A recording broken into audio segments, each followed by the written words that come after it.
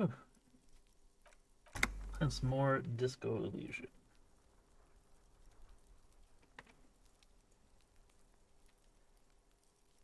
So we're still out in this little courtyard. There's a stairwell down here. We can't. Yeah, I want to talk to this guy. Um, it's locked. But we just got the key to this building, so we're gonna go investigate there. I am going to talk to Yes? Kim real quick.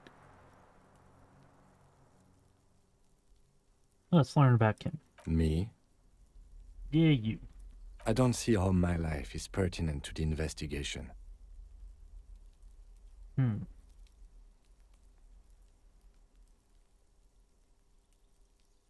It's a binoclard. Come on, man, open up. Ah, if you insist. What do you want to know?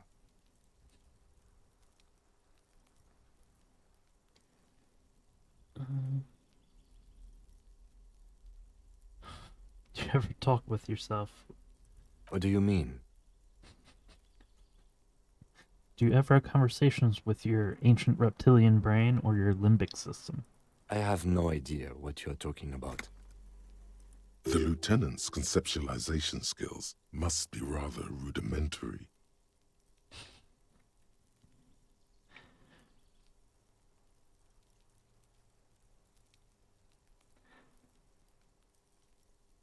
I mean, your brain is completely silent? I can't say that it does, no. When I need to think, I just use my notebook. Notebook. The lieutenant produces his small blue notebook and idly thumbs through a few pages. We all have our different mediums. His is written. Okay. You're super lucid, yet psychedelic. You don't need office supplies to connect to your nervous system. You're special. Sure. Tell me about your glasses? That's correct. You feel a slight urge to put the lieutenant down for this, but you can't quite muster enough testosterone. Well then.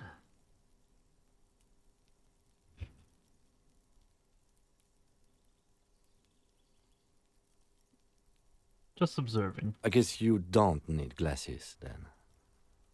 Correct. Tell me a secret. No. Oh, okay. The lieutenant nods. Good. Let's... Whoa, whoa, whoa, whoa, wait, wait. Can we look at this? No. Not from here.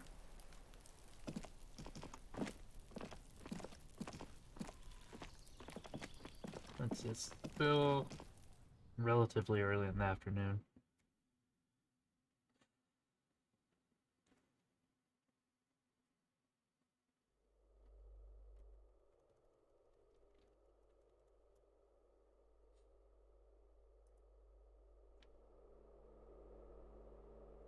Alrighty.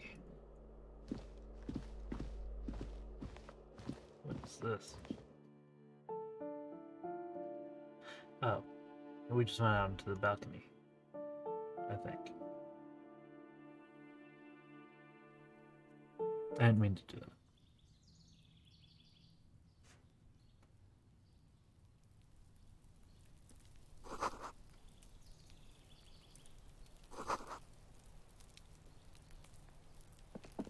Being watched. No, no, no. Let's go back in, finish investigating inside.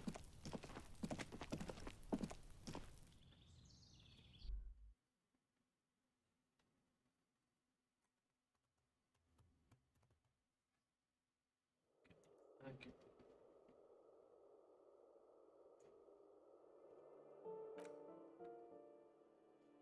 Options.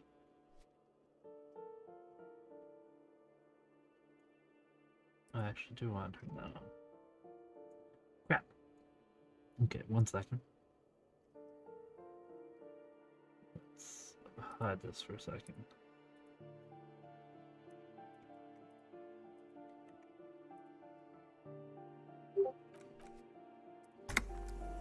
Let's put it back.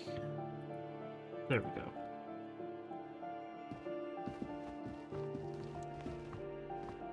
What's this? Flip up glasses. Oh heck yeah, let's put that shit on.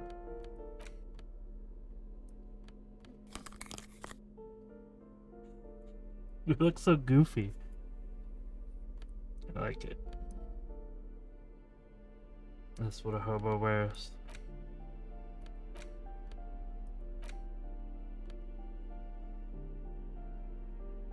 Physical instrument.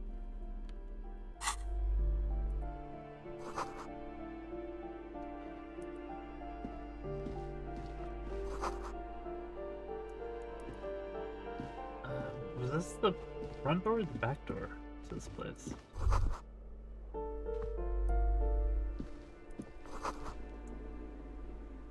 Shows come up 3 different sides.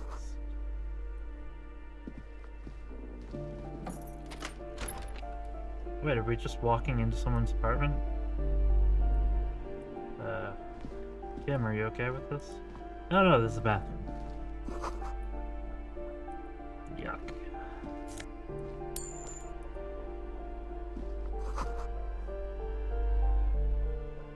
But does it actually crawl? That's the question. How would moss even grow here? Moss needs sunlight.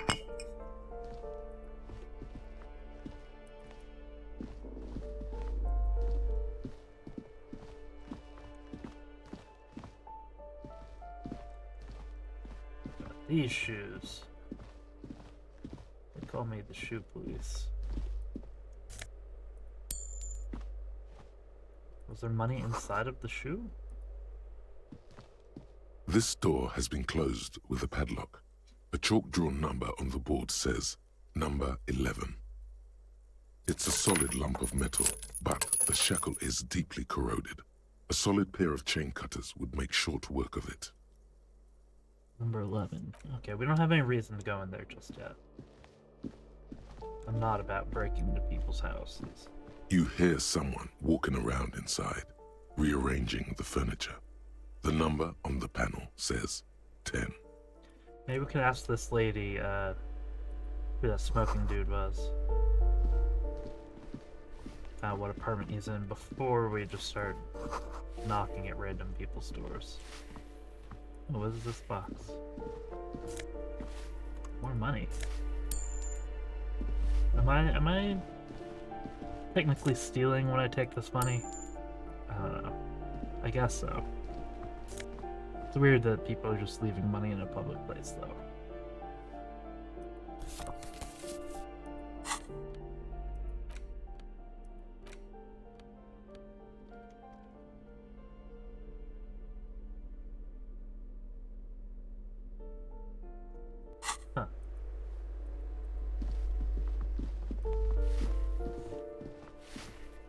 Give me a moment. Sure. The cold never does any good for my bronchitis. I'll have a few questions, lady. Go ahead, then. What do you want to know, policeman? She's the cleaning lady. She knows the floor plan and the residence. I'm glad she recognized me as the law.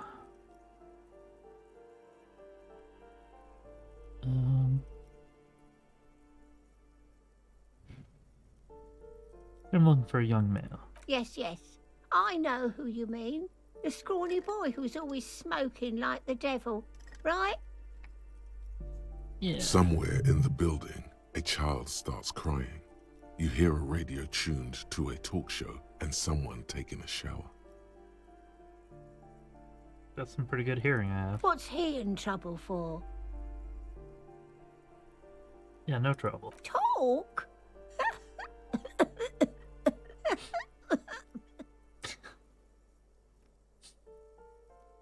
What was so funny about that? I don't know, man. He lives upstairs in room 28. Go to the balcony. It's one of those doors there. He's usually home in the evening. Okay. Thank you. We should go check out his apartment on the balcony.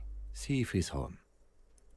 Ask away, policeman. I have a question about who lives in, number 11. Oh, that one is a scientist, a future scholar. Oh? I think he studies astrology at the community college. Education's good. I always tell them to study. Astrology? Something to do with all those stars around his door. He asked me to leave his drawings up on the wall. That's what I said. Astrology. Alright. That would straighten that out. The lieutenant shakes his head, as though to say, let it go. What about number 10? No one lives there. It's been empty for months. That's not the case. Impossible. I would know if someone had moved in there. Okay, maybe we should Maybe go it's in those there. countercultural people again.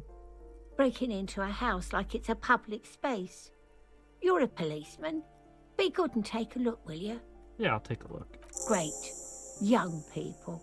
They're worse than rats. You know, That's true. always littering the hallways with trinkets and empty beer cans. What about mailbox dude? People come and go. I don't keep an eye on everyone. Sure. They probably just moved, or died, hopefully somewhere else. She mumbles some kind of a response, then hacks something into her handkerchief. Well, later, lady.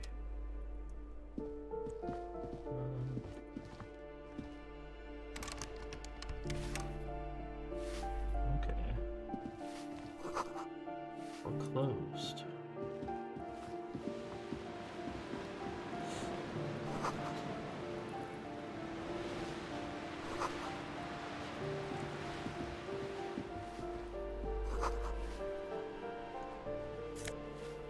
Oh, nice.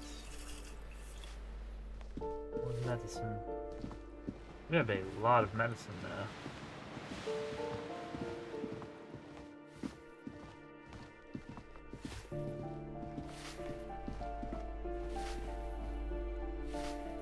What was this say on the wall?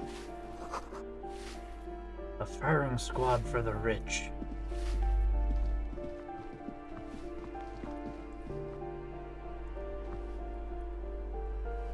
That's the sword.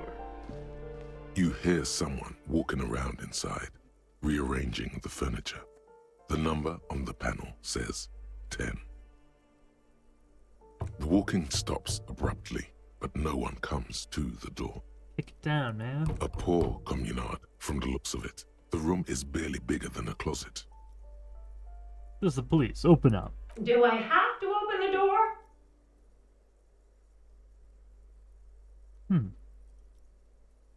Do you have a warrant? I'm not obligated to open the door if you don't have a warrant. Fair enough. Let's go. We don't have a reason to get inside that apartment. What if I want to? It's generally easier to do things if you have literally any reason. I mean, the clean lake could just be wrong about no one living here, but... Yeah. Did you break in here, ma'am? Excuse me? Of course not. It's like you're talking to me from inside of a bathroom. You have plenty of reason to enter. Are you cooking morphine in there? Oh, come on. Well, that was easy. Alright. That was smart.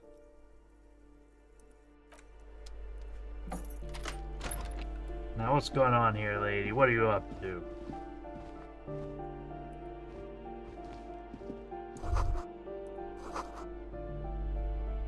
Ugh. Swarming with bugs. This place sucks. Satisfied? My name is Marielle Charpentier, and I'm an agent with Martinez Realty Associates. I am not breaking in, as I have every right to be here. The keys, see? Did you steal those keys? Boy, there are a lot of different keys there. More than 20 at least.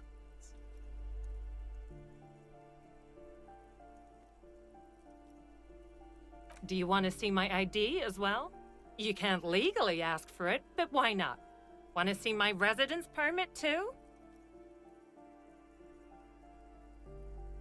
1 second.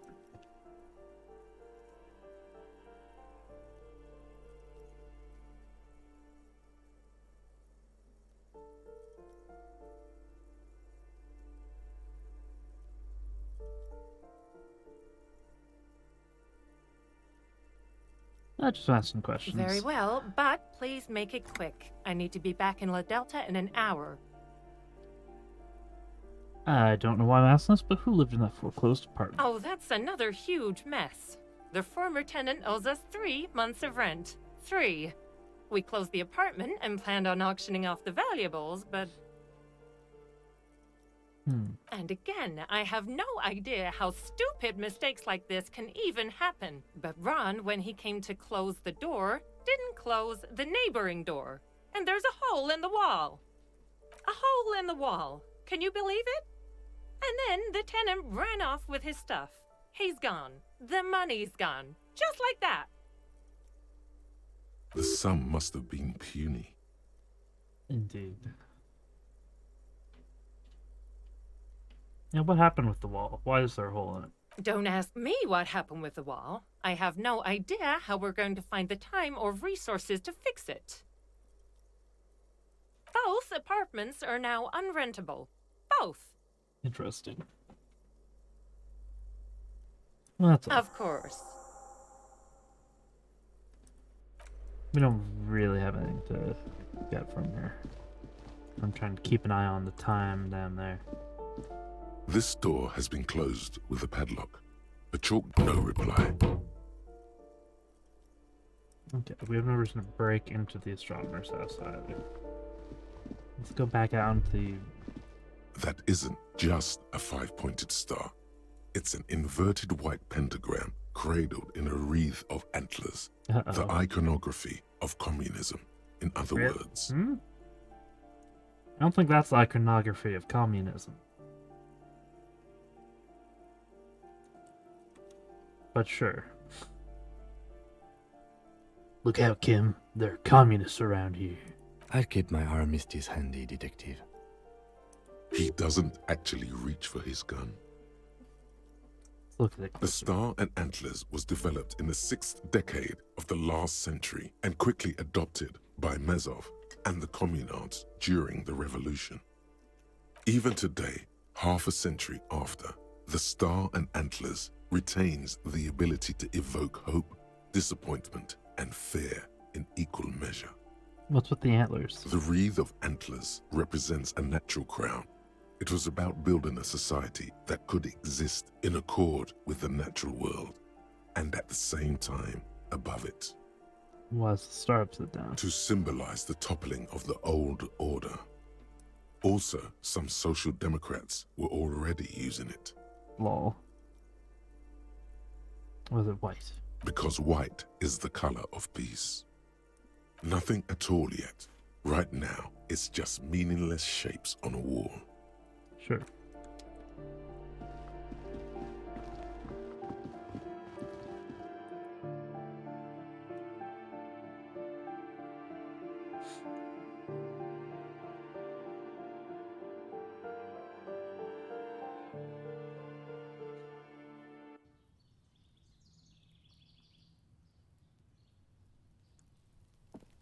Okay, let's go investigate. What door is this? Just a door.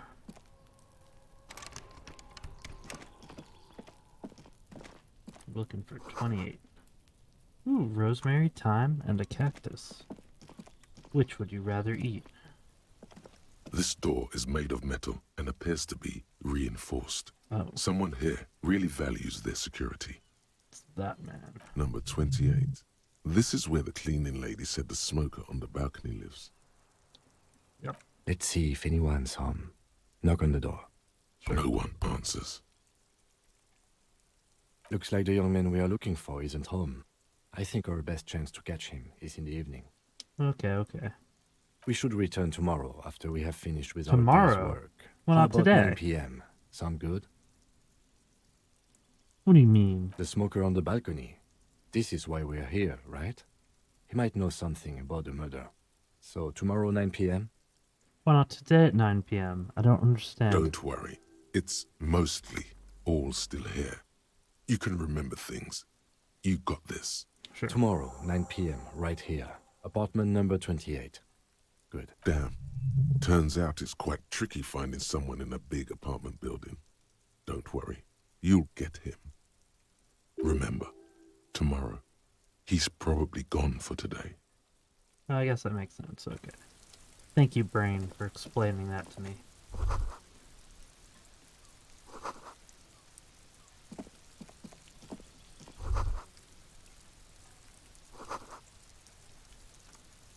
A buoyant dance track.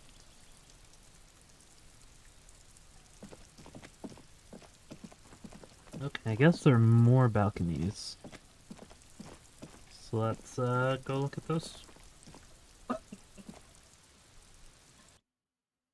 have to remember to go to the store and sell my bag of trash.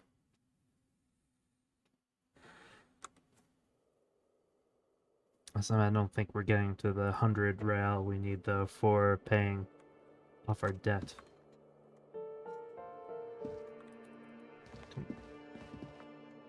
Why am I turning around that way? Oh, because I don't know how to use a keyboard, that's why.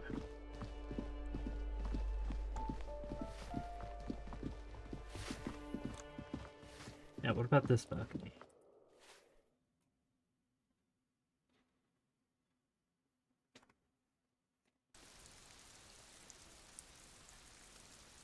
Excuse me.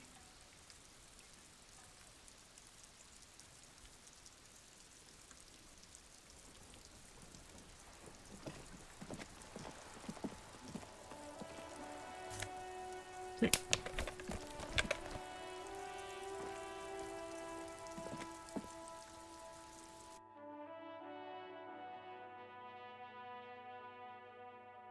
Where's this take now?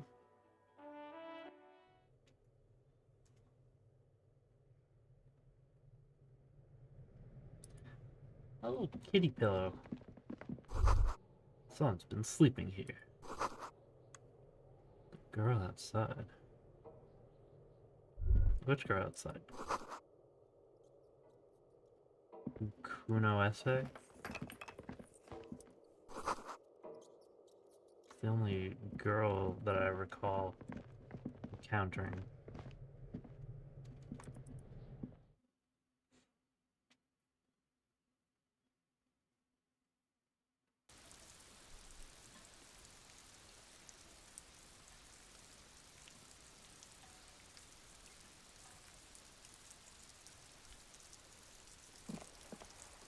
Oh, this girl.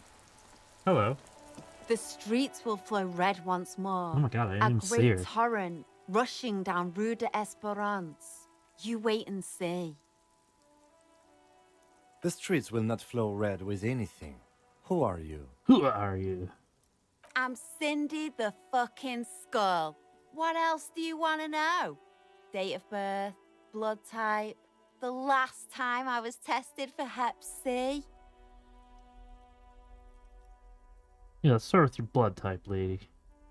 Oh yeah, don't use that tone with me. I'm the law. Sod off, pig man. Art is above the law. Oh. That smell coming from her paint bucket, it's not paint, it's heavy fuel oil. Oh. Red-dyed heavy fuel oil is only used in government vehicles, or at least that's the idea. But why? Is that government fuel oil? What did you think I was using? Aquarels? Sucked it out of a cop's fuel tank myself. Back in Jamrock.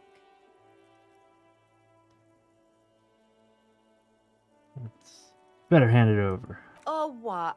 You'll push me off this ledge and pry the bucket from my dead hands? Yup. No,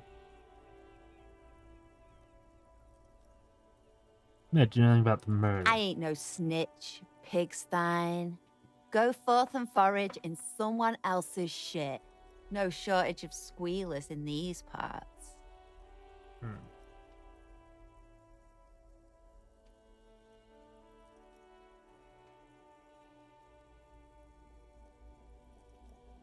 Actually, there is a shortage of people who talk to us in a normal, calm, informative manner. We weren't put on this earth to make your life pleasant, fucko.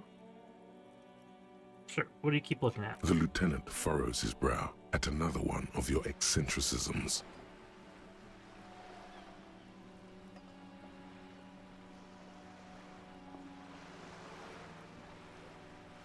Hatred? Disgust? It's difficult to tell which of the two is more present in her girlish He hates features. this dude. The woman on the boat does not notice Oh, her that's a staring. lady. That is on her. Someone's got to keep an eye on her. But what? Ozon is an archipelago 2 days' travel away from Rivershore. Its moneyed residents, used to posh restaurants and upscale boutiques, rarely have reason to visit Martinez. Who is she? Probably the Wild Pines rep. We should talk to her. She's a professional negotiator, though. I have the feeling she will be very cooperative while telling us nothing. What's Wild You Pines? should take the lead. Ask her unexpected questions, you know? Do your thing. Don't be afraid to get a bit wacky. Throwing her off is our best bet. Okay. Good idea, I can be piggies. wacky. Run along now. Fuck her shit up good. Impound that boat while you're at it. I'd like to Okay, watch okay, your shut up, back, Sim. ungulate. You've got eyes on you. Just call me an ungulate. Nice. I like that better than calling me just a pig. At least they have a decent vocabulary.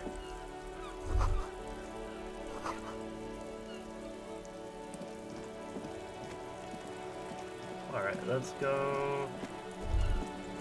Ruination has come. The broken arches betray the once grand history of this building. It towered over the harbor until it happened. What happened? A great force from the northeast fired into the city. Heavy artillery shelled the coastline. Fired from the water. A straight shot into Revachol. The tenement acted as a defensive wall against the worst of the shelling until it was destroyed, and they had a direct firing line. Let's look at it. Those arches acted as support for something greater than what you see now. Only 3 stories stand where 9 to 12 once did. Oh, okay. Restoration has failed. What the shelling took out was never rebuilt. What do you mean who did this damage? We know there was a big war. A fleet, the combined armies of Occident and Grad, with Mesk volunteers, a 5-nation army, hundreds of vessels. They massed airships further down in the Airships? Bay of Revachol. The artillery was so powerful. The ships not only required gyroscopic stabilization, they were anchored into the ocean floor as well. Wait, so they have airships? Many are still there to this day. If you squint, you can just barely see the shadow on the water, far in the northeast. Cannons still ready to placate Revachol. Okay. Coalition warship Archer can shoot 50 shells a minute on 20 co-aligned archers. They will reach the city in 58 seconds. Well, sure, Kim. Do you know any of this? The coalition. But that was a long time ago. I think we should move on. It's chilly up here. The Well, waves of the ocean- Martinez Inlet roll over the fallen remains of the building. The dark waters obscure the better part of the remains. What didn't fall into the ocean was used as scrap. What wasn't used as scrap was thrown into the ocean. Sure. Let's get going to talk to that lady and get to the shop.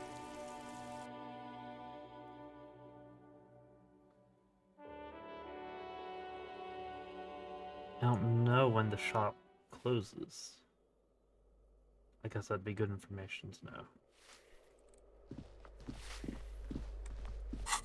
So what's new in here? If we drink this, we will have to heal our morale. Which, I mean, I guess we could do.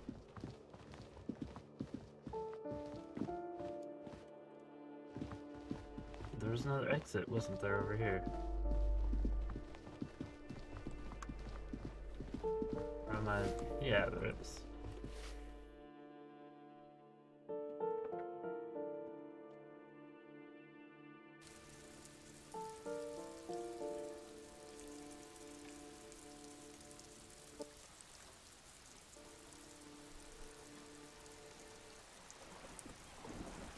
Alright. little garage area.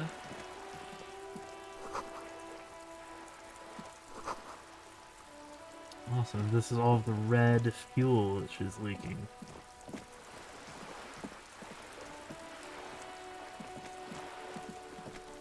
Sure.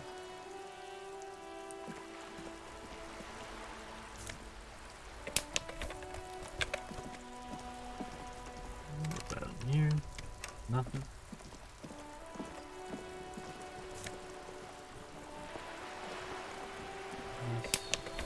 What is that? Is that just trash that I'm putting in my bag?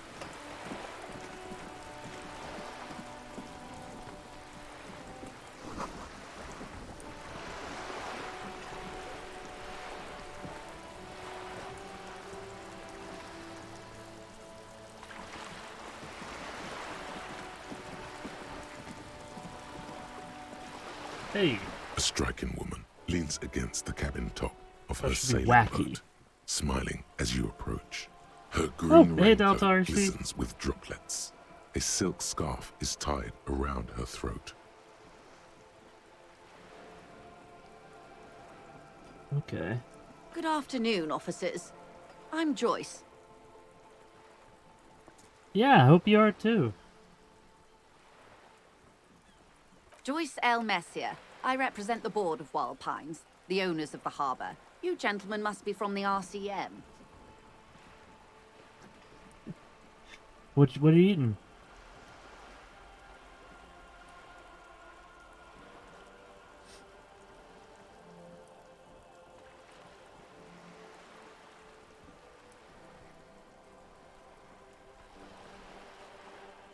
Well, anyway, thanks. So let's see, Joyce L. Let's just shake her hand. I'm glad to see you here. Like steel, there is strength there. If she wanted, she could sink her nails deep into your skin. Is she that strong? Oh, that sounds delicious. Man. I was dispatched to I'm handle a jealous. strike, not a lynching. Anything I can do to assist the RCM in this matter, I will, gladly. All right. That is good to hear, madame. My colleague will take the lead on this interview. I should let you know that he is recovering from an unusual medical episode. Very unusual. Very unusual. But I can assure you of his ultimate competency. There's a trace of irony in his voice. Mischief, even. This is a tactic. It happens quicker than a shooting star. But did the lieutenant just wink at you? Sure thing, man. How interesting. I wish you a swift recovery. In the meanwhile, you have my full cooperation, and the full cooperation of the Wild Pines group. You seem rich. Can I have some money? Is what you want to say, but it isn't that easy, is it? It isn't? Why not? Look at that lady. Take a gander. Squint your eyes, bub. What nice fabrics. Why, yes. Tucked away under that sturdy green raincoat, almost rustic in its simplicity, a silk shirt and matching scarf around her gentle throat. It's a very interesting game, for sure. I started playing it just a couple of days ago, so I'm not very far into it. But it's a lot of fun so far. The dialogue, it sounds hilarious. But it is a little bit spicier than I was expecting as well.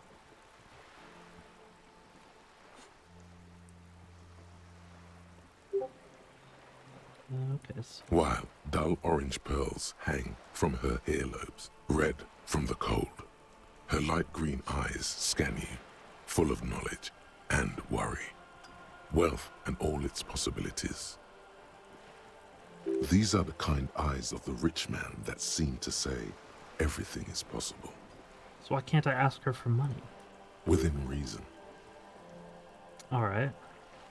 Now look at you, you misery-clad simian, barely able to tie your own laces. Your armpits That's why I are need the lace. money. A scythe of booze precedes you. Your hair sticks to your forehead, and your underwear feels uncomfortable. You're poor. Poor as balls. You can't ask this person for money. You're too... Oh, come on. I'm not ashamed.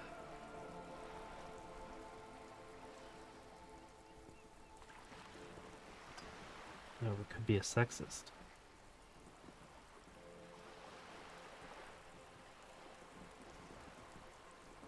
Yeah, I'm not ashamed. I'm a hobo cop. Oh, but you are. Too ashamed to ask this person for money. Too scared to belittle yourself in her eyes. Those half-precious stones of Eau de Nil. Okay, I As guess I I am was saying, ashamed. If there's any way I may be of assistance, please don't hesitate to ask. Skill check to ask for money.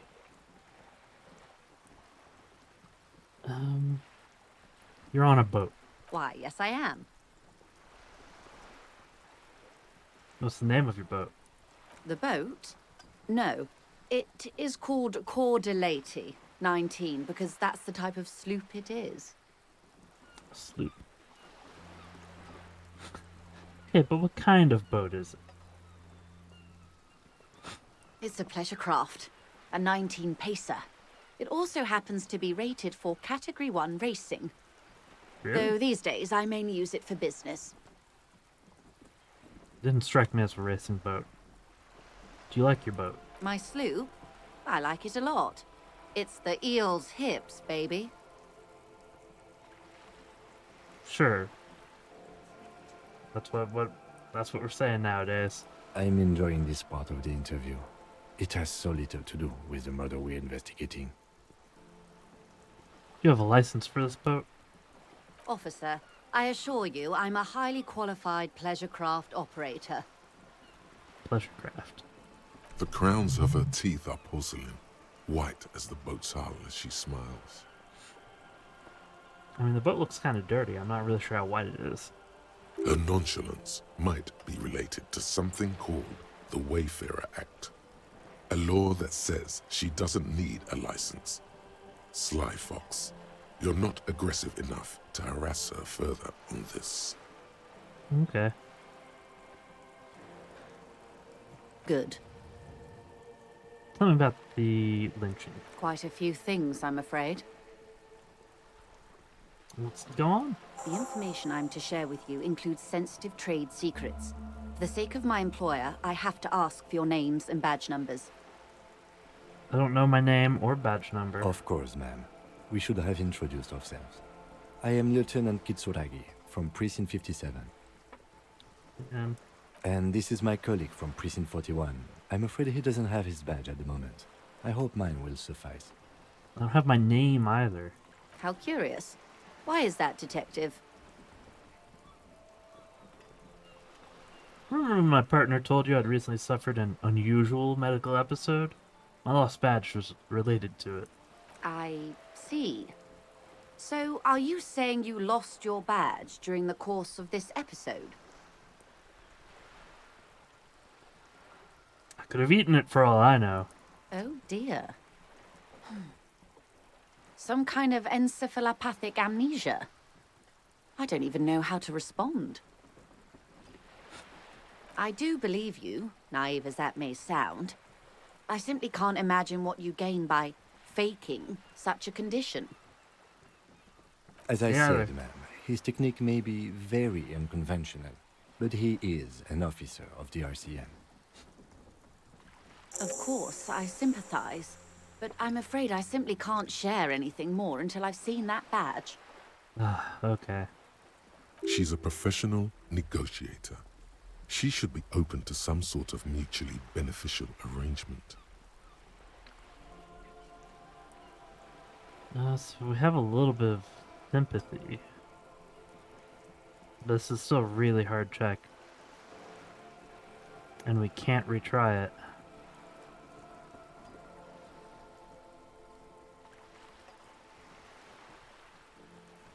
Yeah, I'll Of find it. course.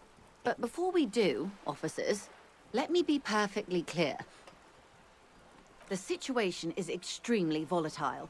The sooner we can speak about this lynching business, the better for all of us. I agree. What do you do here? What we do? I'm afraid I don't speak for Wild Pines as a whole. It's a giant undertaking. There was a touch of discomfort there. She wants to merely represent.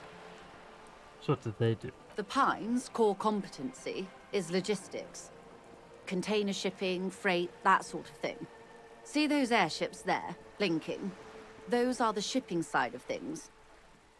Okay. And that is the terminal. Another subdivision deals with energy, oil and gas exploration, offshore platforms. The Wild Pines Group is one of the original Revacholian Indo-tribes. Companies awarded royal monopolies by the king, the suzerain himself, centuries ago. The king is long gone, but several of the Indo-tribes remain. So how much money does Wild Pines have? I'm not at liberty to discuss the company balance sheet, but I can tell you that last year, the company booked more than 20 billion real in revenue. The money I owe is so much less than that. Yes, past a certain point, numbers begin to seem imaginary, but they are quite real for the 72,000 employees who depend on Wild Pines for their paychecks. A conglomerate the size of Wild Pines is like a shark. If it stops moving and growing, it will die. Then what becomes of those 72,000 families? It is a tremendous responsibility. And they can stop... Yeah, I don't know. Where do they get their money? They started as an exploration and cargo fleet conducting trade between the Samaran and Insulindian Isolas 250 years ago, when pine ships explored the South Seminese and charted Lomantang on behalf of the suzerain. Centuries of care, deliberation, and madness have gone into this endeavor. Vessels pass through the Great Unrest to re-emerge with apricots in What's tow. the Great Unrest? The logic of the system is totalizing. It's taken everything from its employees to build it. Okay. She nods. Yeah, Of let's leave course, for now. Detective. Take care. We have a skill point.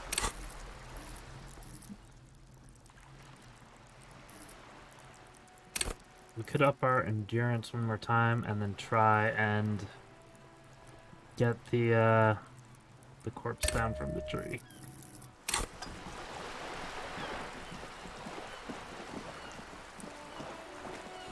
Come on, Trip. Kim, we have a corpse to find.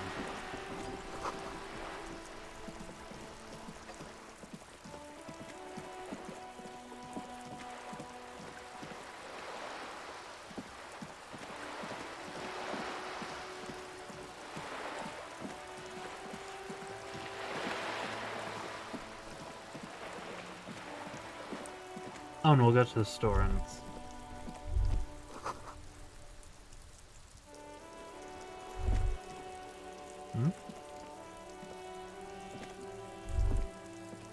I think you have to click on it fast enough. Erotica. What book? What am I even looking at?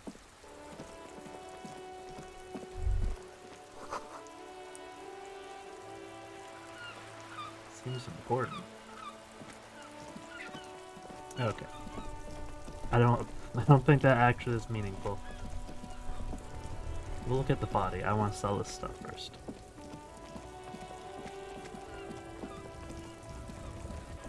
What is this? Yeah.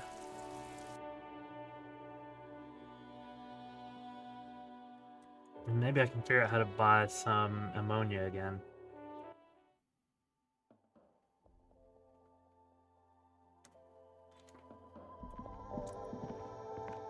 A small cabinet on the wall is filled with various medicine bottles, nasal sprays, and blister packs.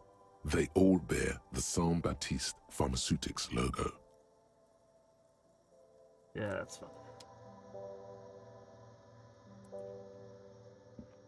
fine. Is this about the questions again? Because I don't really know anything. Oh yeah. do you have a warehouse in the back of the A restaurant? warehouse? I don't know. Maybe. I don't really care what Frit does. This is important. She scrunches up her face into an expression of consummate adolescent skepticism. Fine. Frit doesn't have a warehouse. Just a little back room here. Okay? Okay. What can you tell me about the dead body? I don't really know anything. I mean, I know it's there, but I haven't seen it, so... What do you think happened? I don't know. Do my job for me.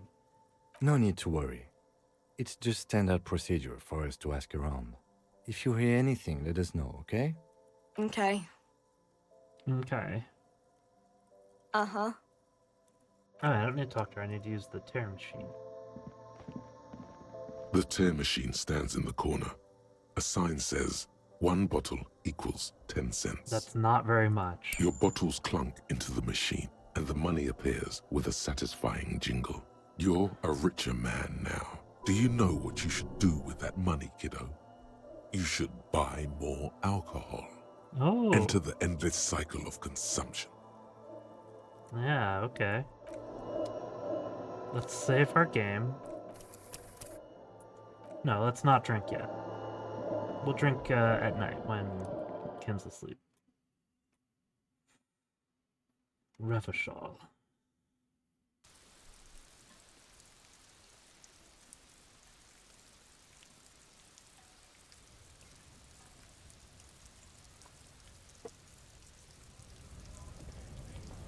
Okay. So, dead body. Let's give it another go.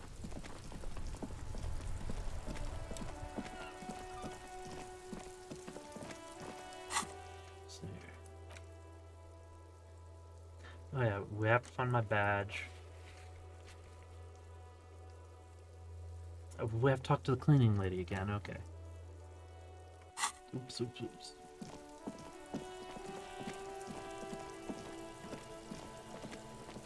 Super brats.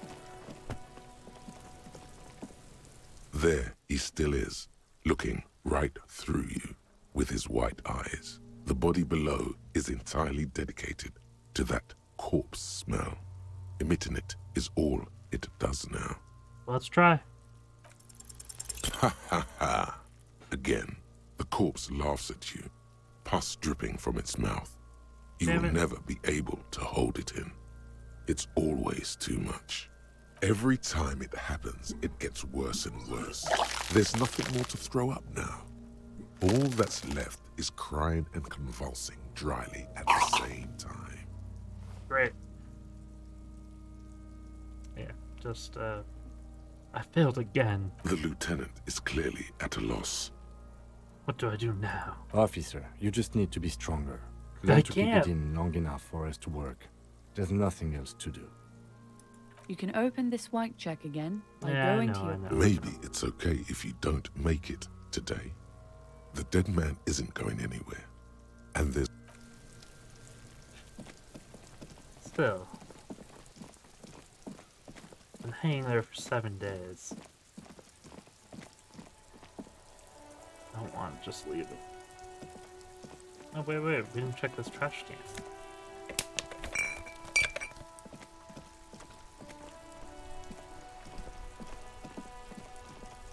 Oops.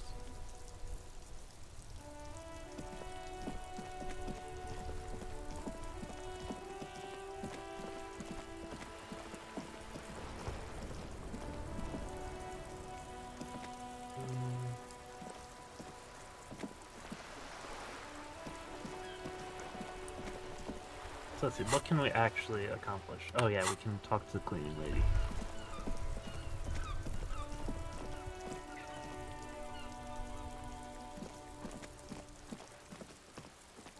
Okay, I don't know why it's floating around my head now.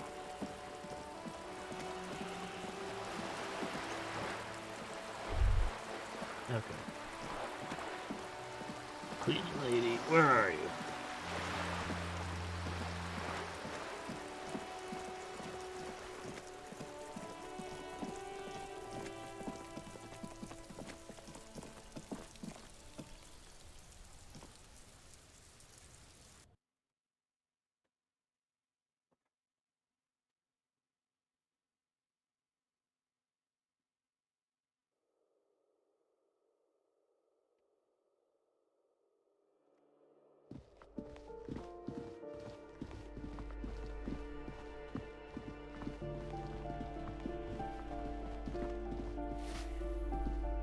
Give me a moment. Yeah, real estate agent. I see. I hope some good people are finally going to move in. This place needs them.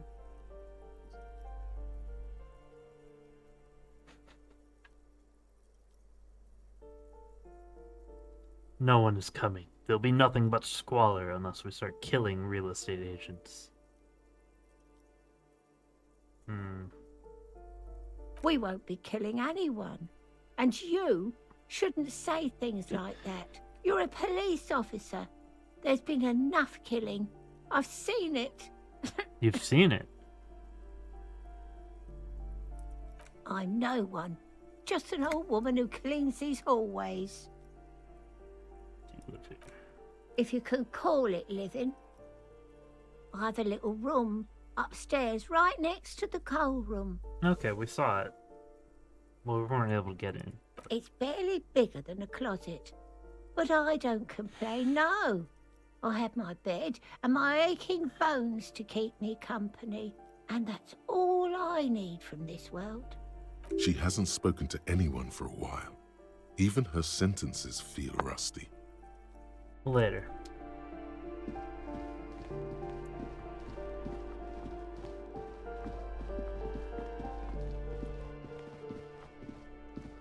Oh, stop. Oh, that's just the bathroom.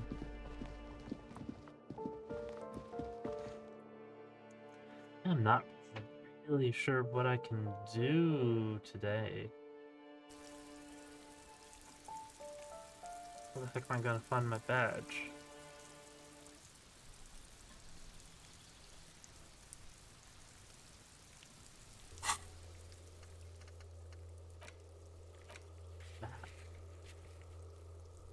Oh wait, what is this? I haven't even looked at this tab.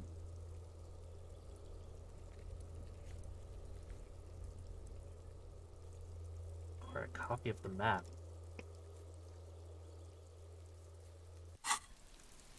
Okay, I can afford that.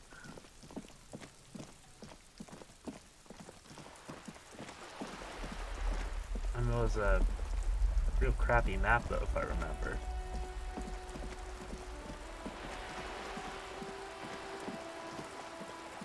I think it was, what, 50 cents?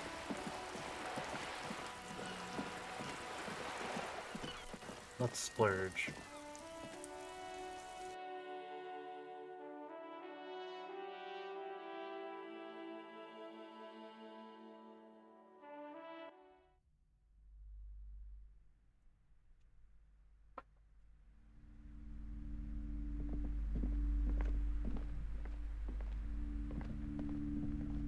I have to get it from up here. Whoa, what is this? You see a set of tattered curtains blocking the way to Oh, is another that where they room. live? A strange cage-like trinket dangles from the curtains. Excuse me, officer. The back room is strictly for employees only. Let's look at the trinket.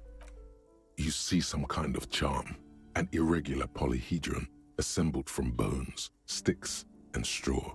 Inside, a disturbing fish head with empty eye sockets stares at you. Excuse me, what? This is a traditional Seminese ward, meant to provide protection against ill luck, bad dreams, curses, and other supernatural scourges. Inhabitants of Île de Fantôme, the Seminine Islands down south. Aside from poking at it suspiciously, there is nothing else to do with the fish head charm at this time. At this time. The curtains remain shut before you. What's behind these curtains? Nothing. Now please go back to browsing the books. Don't you feel compelled to look at the books? The books are all you care about.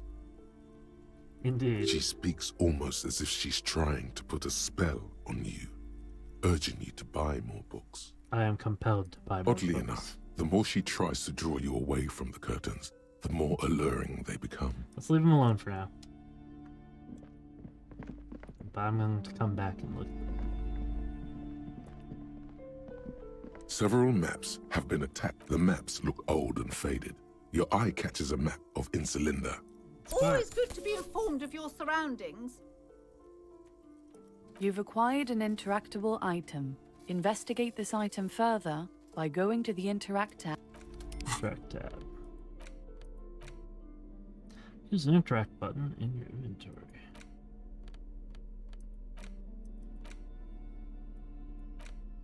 The worn map features the patchwork grid of the streets of Martinez, with directions to appropriately touristy locations.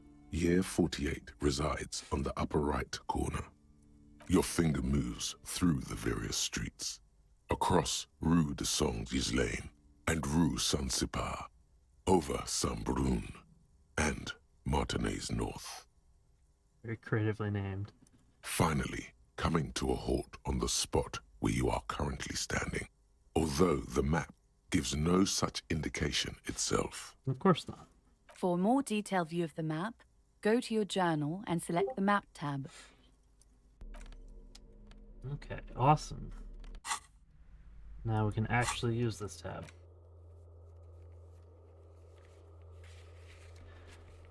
I don't remember a big, huge Ferris wheel anywhere. Oh, I guess we can't get to that side, though.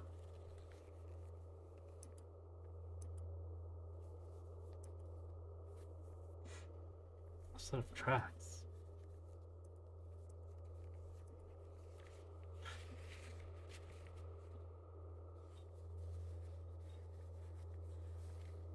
Those on white are available to try now. Okay. So these ones are white checks, and so we could reattempt them, but we have to actually get something that increases our skill to do it.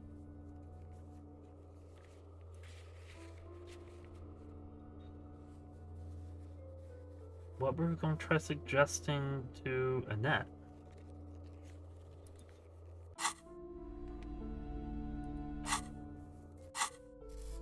Yeah, since we're here, we might as well.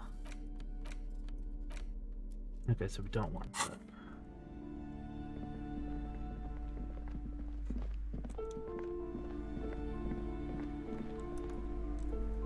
I'm sorry, sir. I can't talk right now. I'm very busy with my homework. I have so much homework now. Out of the rain and into the gutter. Okay, we have an easier chance to do this now. We helped her in. We or she knows the law. Come on. You have absolutely no idea. Damn it. Familiar? How? You must have forgotten something you heard again. Okay. Well, it's worth a shot.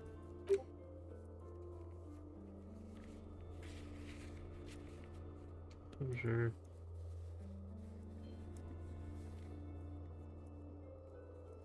How is our interfacing actually? Oh, this was stealing. We don't want to steal. Nay. Yeah, I don't know.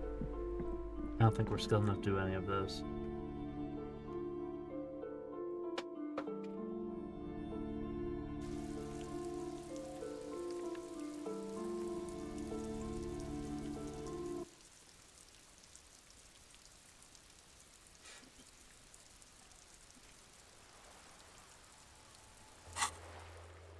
So it's raining. Do I need a raincoat?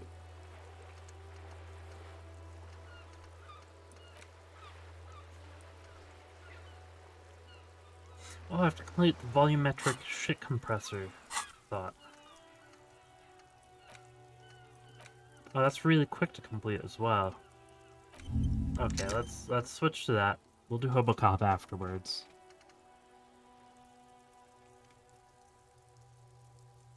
To achieve a solid level of shit compression, squeeze your butt cheeks together for 30 minutes. Okay.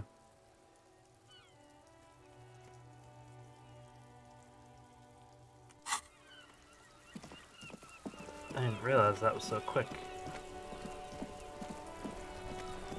Hopefully we'll remember something. Or be able to find who took our gun. Let's see, he said it was a young lady, so the only person I think of is that skull girl. Cindy the skull or something. I don't know. So let's go back up and talk to her.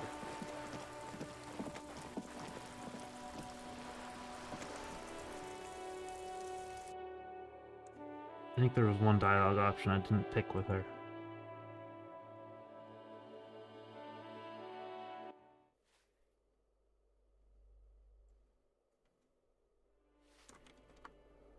Right. That's just out here. Most people settle for bed after 9 p.m. By 2 a.m., everyone's asleep.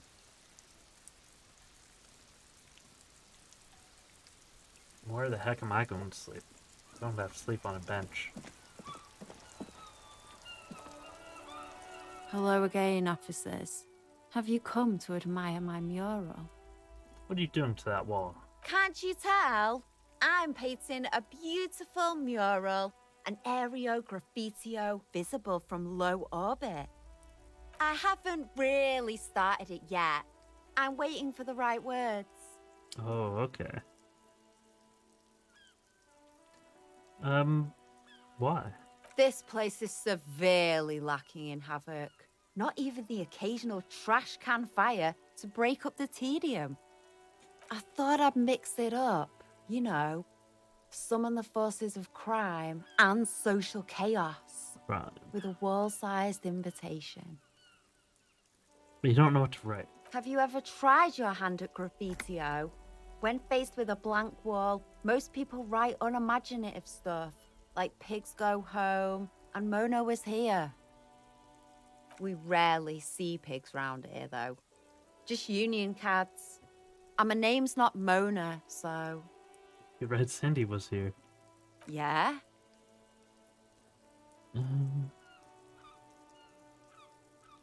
This is hooliganism. Let's be realistic. What are you going to do? Throw her off the balcony? I mean, it's a start. You heard your partner, Piggy. I'm unstoppable. Darn it. Ooh. Not only have you found my address, you've discovered my biggest secret. I'm a coal miner. She does have eyes that seem to be smeared with coal. Don't you have a real home? Does anyone in a city like this? Wow, you're a miner? Yes. I keep hoping a shaft will collapse on me, but somehow it never happens. Well, cool. Shoot, Piggy. It's what you do, isn't it? No, I don't, because I lost my gun.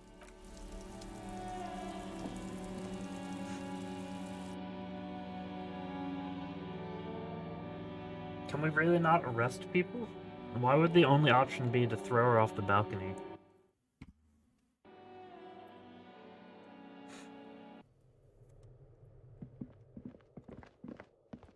Oh.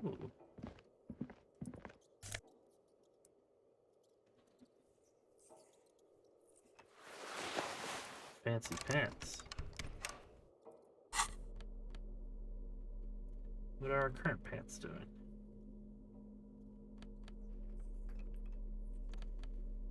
So it'd be trading savoir-faire for reaction speed.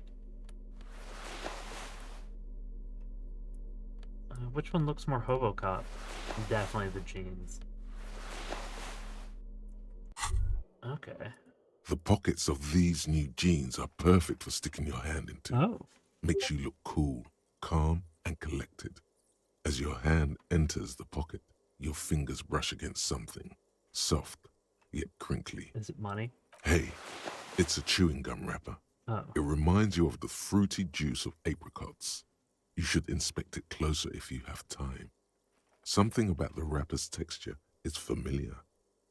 By the way, the raw materials were most likely exported from Seaguy, the apricot suzerainty, and processed in sur-le-clay into the apricot-flavored chewing gum, loved by kids of today and yesterday.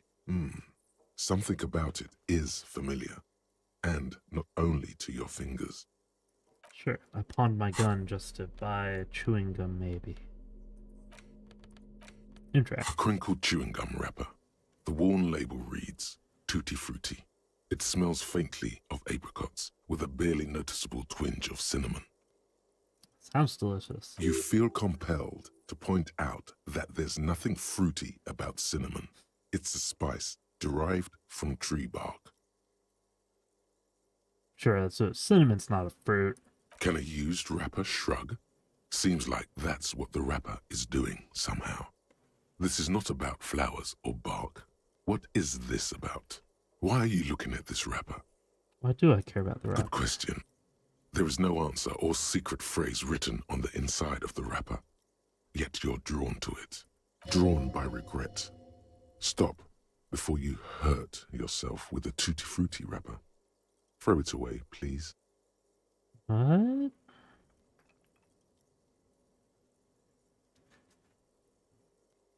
You carefully fold the wrapper into a square before putting it back into your pocket, lovingly even, despite the strange feeling of regret. That's very confusing.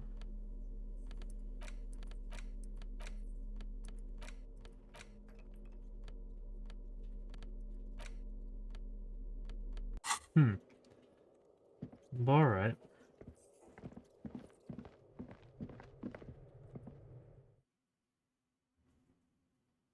Tutti Frutti.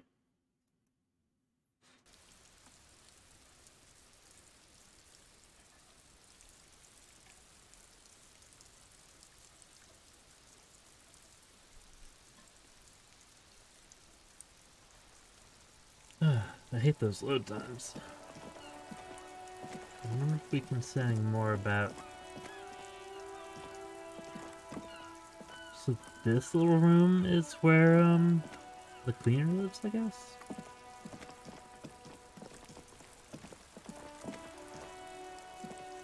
Yeah, we can't really say anything else from up here.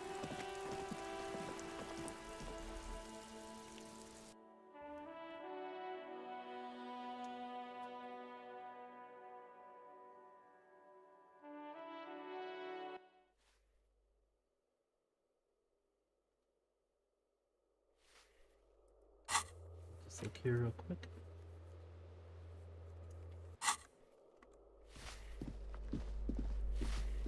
Yeah, we can go out here.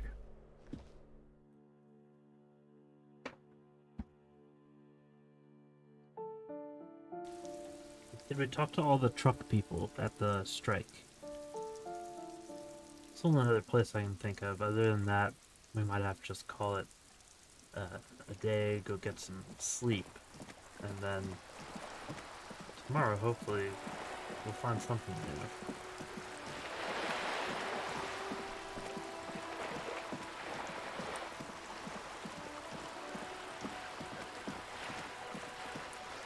Yeah, let's talk to this guy again.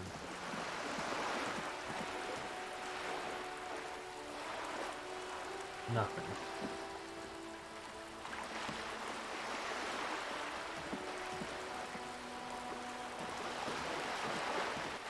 This coin-operated viewer is facing Sure, south. let's do it. Let's The put a coin instruction in. manual says your money disappears into the coin slot. A clunk, the ring of metal. The curtains on the display open. You lean in to catch the view. It's blurry, different blues and greens. In the middle of the shimmer stands a drab grey shape, like a ghost. The lenses shift. The ghost sharpens into an islet in the bay. In the ruins, a man-made structure is visible, a half-sunken sea fort. Its concrete almost reconquered by nature. It looks as if it was abandoned quite some time ago.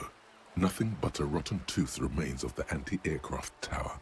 A lonely birch tree grows out of it. Yeah, where are these ruins, Kim? Really? I don't have the eyesight to make it out. I guess that'll be important later.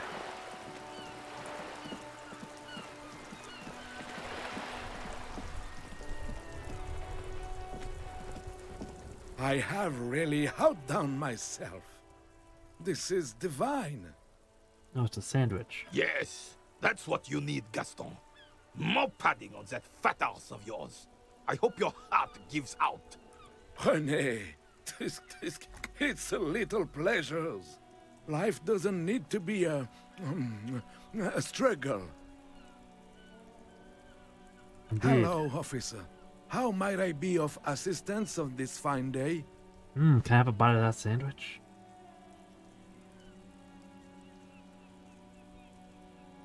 I'm sorry, officer, but I really don't share food. Darn. Nothing personal, it's just a principle. The only Very one well. you have. Suddenly you realize how hungry you are. The last time you ate must have been God knows when. Aeons ago. Probably when you were still a child. Oh. The sandwich looks like a culinary wonder. Well made and abundant in components. The author sure knew their craft. In addition to the obvious slice of ham, a fat one, you notice a brim of a tomato peeking from below. And is that mayonnaise? Oh, gross. That's disgusting, actually. Yeah, never Oh, mind. That's good. That's very good. You must have other business then? And what do you know about the dead dude? Let me think. I heard someone was hanged and left on a tree for a week. But that's all I know, really. Really? No, officers, I'm sorry. And I really would like to assist. You are both good guys. I can see that. But you wouldn't share your Then sandwich. help them, you wimp. You have plenty of shoulder with the ghost caviar in the Union. Someone must know something. Oh. He means caviar socialists. What does that mean? I wish I could, but I just don't know anything. I always keep my nose clean and don't gossip. Everyone knows and respects that. Odd. He doesn't seem to be lying, but there's something off here. What are you holding back? I'm not even anyone. Of course he's holding back. His mouth is so full of Union prick he can't even speak properly. Can I at least finish my fucking sentence before you piss on it? Is that okay, René? I'm not anyone important in the Union. I just know Evrard. Who's Everett? Evrard Clare. Everyone in Martinez knows the Clare brothers. I taught these boys human studies and history in the gymnasium. What do you know about history? You never witnessed history. Only heard about it years later, when it had already moved on. You don't know history. I love his outrageous French accent. The old soldier mumbles something under his breath and turns to face the sea. There he stands, proud, rigid and alone, like a cracking marble statue. Let's try not to get caught in a crossfire. Okay. No, thank you. For being... So we can try stealing, or not stealing, convincing him to give us his sandwich. If we were only more skilled. Let's see if the Union guys are in their booth.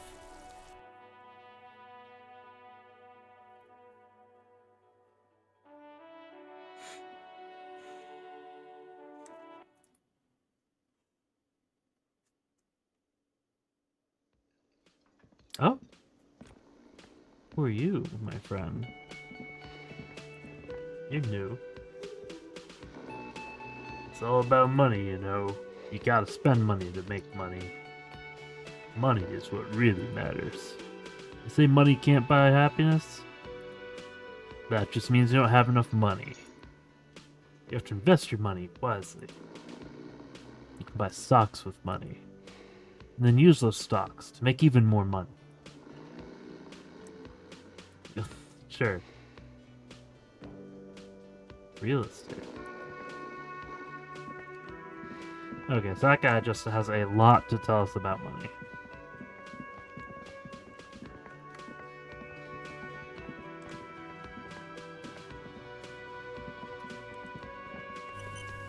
Autosave.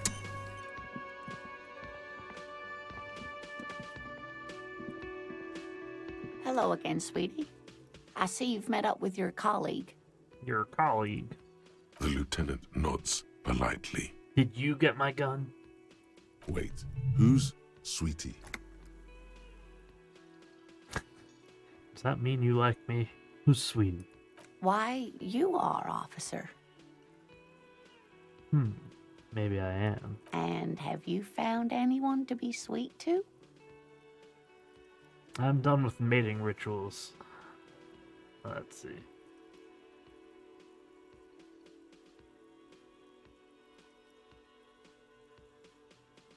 I don't know, maybe I have. You rascal.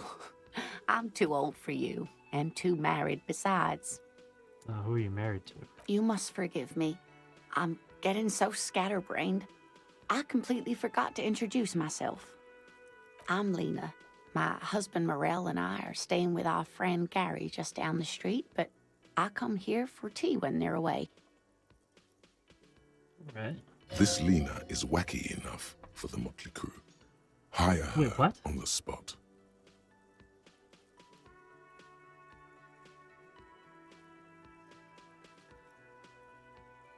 Hire her? How'd you like to roll with me? Whatever do you mean? I wanted you to be my wheelchaired partner in fighting crime, ridding backyards of corpses, catching killers. Sequence killers? Oh my. But I think you already have a partner, sweetie. A partner who needs you to help him get a corpse down from a tree. What are sequence killers?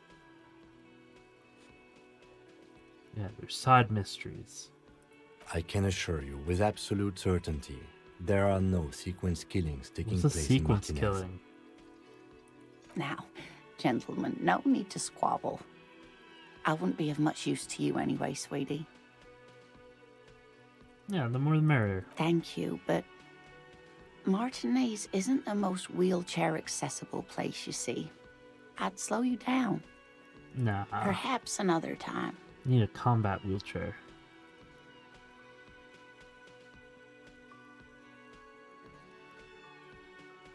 You shouldn't be in a chair. Yes, dear. I'm a paraplegic.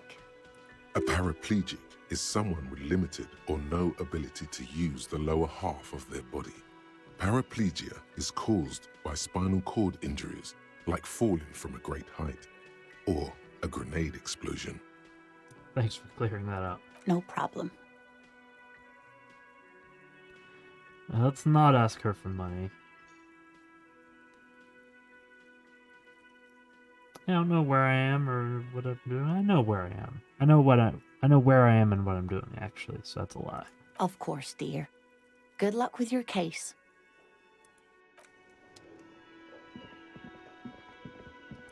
Well, what about you? Do you have more to say?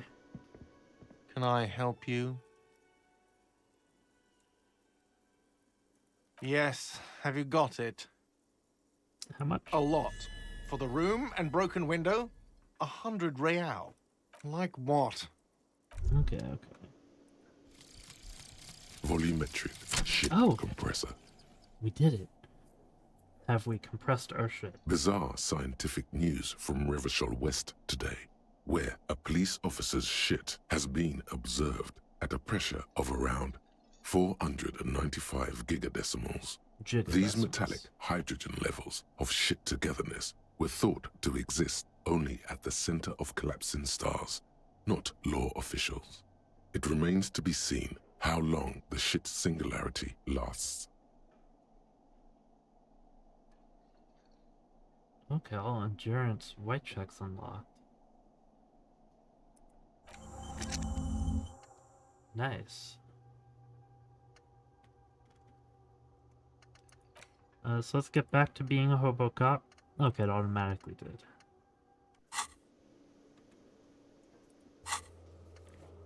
Does that mean that we can try the hangman again? Okay, I've pressed my shit together.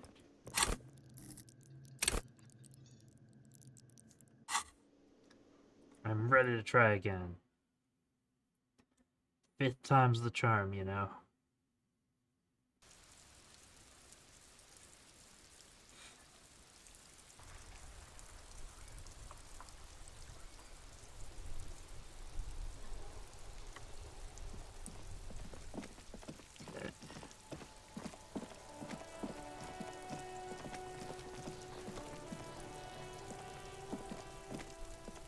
There are several footprints in the mud, left by work boots. Anywhere from 6 to 12 pairs have walked here. What kind of boots? Heavy workers' boots with reinforced toes and hobnails all over the yard. Isn't this something an industrial worker would wear? Lieutenant, workers' boot tracks. Noted. Well, I thought you'd have more to say. There he still is, looking right through you with his white eyes. Okay. The body below is entirely dedicated to that corpse smell. Oh my god, all we had to do was... all it does now. All we had to do is compress our shit. Let's do this. As you breathe in, the odor comes over you. It's a smell of the mind telling you to run, and your stomach to wring itself empty. With your hands at your sides and your eyes squinting, you stand in it. They always do that. They do after 7 days, yes. We are deep in decomposition here. The man before you is naked, but for a pair of underpants and enameled boots. His skin is Thank greenish, goodness. marbled with decaying veins, and blotched by lividity. A fading web of tattoos covers his chest and shoulders.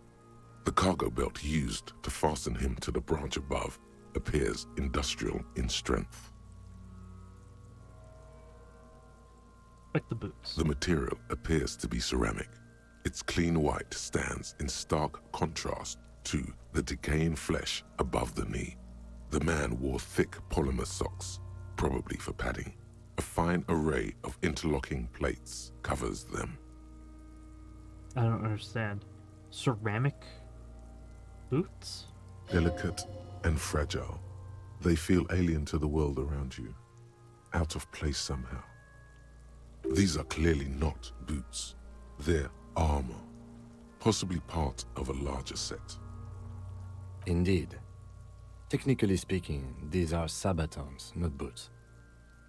Oh, the lieutenant uses a memo technique, A6. That's not just any notebook. It's a classic.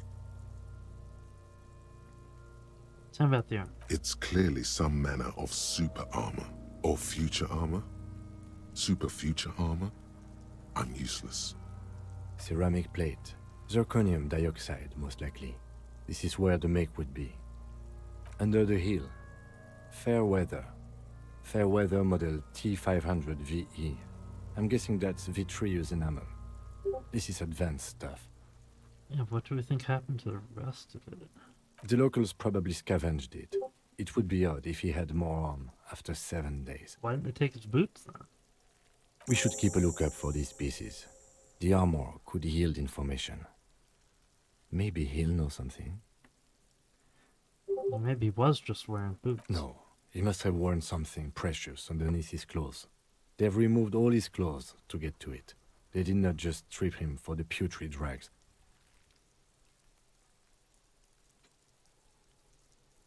Yeah, they could have made him strip for hanging him. They usually hang them completely naked for that. La puta madre, the Mazda, the Besmerties and the like. This one still has his underpants. Oh, that's true. Very true. Fucking talking about underpants. Yeah, I love underpants. Clearly, Kuno would like to interject something here, but there's not enough for him to hold on to. The material does look out of place. It is. It's expensive. We've requested similar material for our tactical units for years now. The constabularies deemed it too costly. In that time, we've lost 6 men to semi-automatics. For a full set, about 4 years of wages.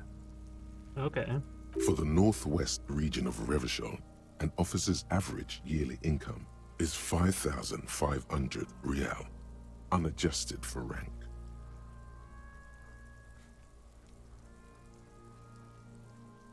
That's a lot. As a wage, it's regrettably small. But for a piece of hardware, yes, that's a lot.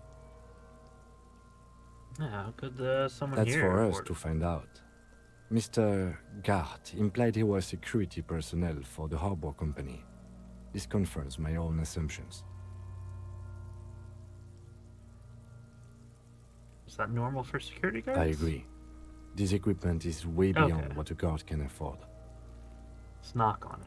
A small bell-like sound fills the air, like tapping on the side of a porcelain cup. It's anything but. This material is a kinetic redistributor. It spreads kinetic energy horizontally, from plate to plate, dissipating it entirely. See?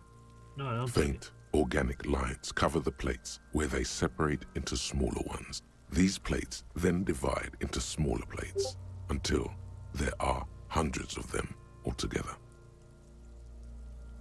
Like whirls of floorboards, the design looks organic, influenced by highly resistant wood materials, like lignum vitae and ebony perhaps.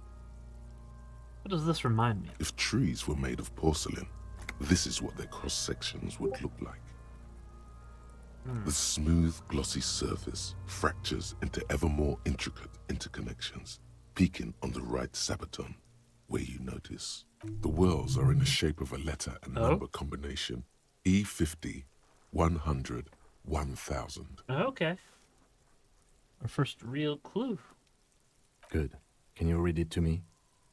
I don't know. X5415 6745 678222. Let's read it correctly. We have a make and a number. That's something. We can use the radio in my kinema when we're done. Either station can chase it for us.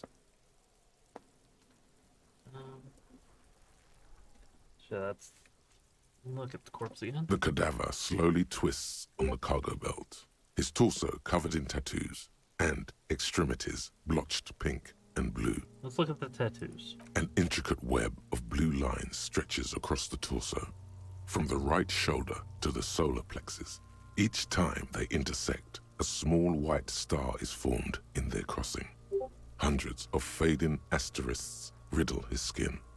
Their concentration is highest around his heart. Okay, so maybe this also has something to do with that astronomer guy. A map of the stars. I do see some similarity to astronomical charts. Great Century Messinian, maybe. But this seems more particular. Customized somehow. As if someone left out most of the night sky, filtering it through personal choice. The principle of this filter remains unknown to you. The thought dissipates, and you feel as though you were only half right. Okay, but no, what we have to do is get the astronomer guy to tell us the significance of the chosen. Wait, what the hell did he just do? He wears a wide leather belt around his waist and a gun holster under his arm. Okay. He takes a thin piece of milled aluminium from his coat pocket and pulls it open. Sounds like a sword being unsheathed. A small lens appears. Some sort of camera. Let's just let him take his picture. Kuno, what the fuck is that? An instant color camera. I have only 2 ampoules, so nobody move. I don't want to waste one. A sound, a shrill flash, followed by the breaking of a small ampoule of glass. You see streams of color pour onto the thick, glossy piece of paper, rolling out. In case we need it. Ooh. Yes, it is pretty cool, isn't it? There is only one ampoule left. Use it wisely. It contains insight to the victim's person. By his build, I'd say this was a man of physical violence. The story he wanted his body to tell was important to him. It is his letter. To us. Someone should decipher it. We'll need to show it around. Yeah. Sure. Just don't lose it. The glossy-eyed corpse looks by, his mouth mute and his skin as colorful as the chemical rainbow on the photo paper. Let's look at the belt. The hangman's knot is pulled tight by the weight of the corpse below. Yellow, hard-edged polyester cuts into his neck. Above, a sliding buckle ties the belt to the branch. This is a steel-reinforced cargo lashing belt, big brother of the regular cargo belt. It's used for tying cargo under 6-rotor airships. Okay. Airlifting. I thought it was used on lorries for strapping cargo to them. Nope, my brain tells me that it's for air. The local harbor uses 6 rotors to shuffle containers around. I get the sense they use whatever was on hand, without paying much attention to not incriminating themselves. Okay. How did they even get him up? A noose is one of those things that's easier to use one way around. They couldn't have climbed up using the children ladder. That ladder can't carry a grown man. I didn't see any splintering either, did you? I think they lassoed the branch, then pulled on the belt to close the buckle. Yeah. Could be. The shape of the branch supports the theory. The cadaver hangs from the cargo belt, limbs limp and torso covered in tattoos. Look him in the eye. His eyes are milky white and blind to the world, protruding comically from their sockets. There is no one home, just subaquatic terrors there. Dark brown hair grows on his head. His face is ready to explode from the organic processes inside. The death's head grin has passed. What remains is an unrecognizable mess. Who are you? The corpse is dead silent. You have no idea why you just said that. Who is he? He is male, 40 to 50, with an athletic build. Okay. The corpse looks right through How do we you get him as down? you... Are you sure we finished the preliminary examination of the cadaver? We might miss some of these things once he's done. Okay. The cadaver slowly twists on the cargo belt, his torso covered in tattoos and extremities blotched pink and blue. As you narrow your eyes, the monster before you blurs into a violent mess of green and pink. Green. This is a trick. You've done it before. Pink is where the blood settled in the first hours post-mortem. You can use it to see if the corpse has been tampered with. Does his position at the time of death match the discoloration? Only the lower extremities are pink with a dash of blue. His fatted hands, thighs, and his neck, just above the noose. The rest of the corpse appears dark green in the cold spring air. His face and hands are pink. I see it. His neck too. The lividity goes right up his chin. We have good, well-pronounced discoloration here. The monster comes back into focus, an explosion of color, coursing with dark marbled veins. His stomach appears pregnant with something. Black liquid streams down his thigh and onto his boot. So, what do you think?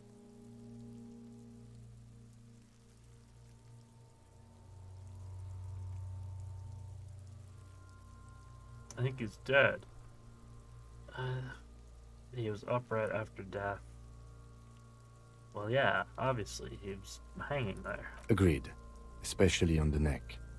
The belt acted like a tourniquet, keeping the blood in his head. The hypostasis supports her hanging.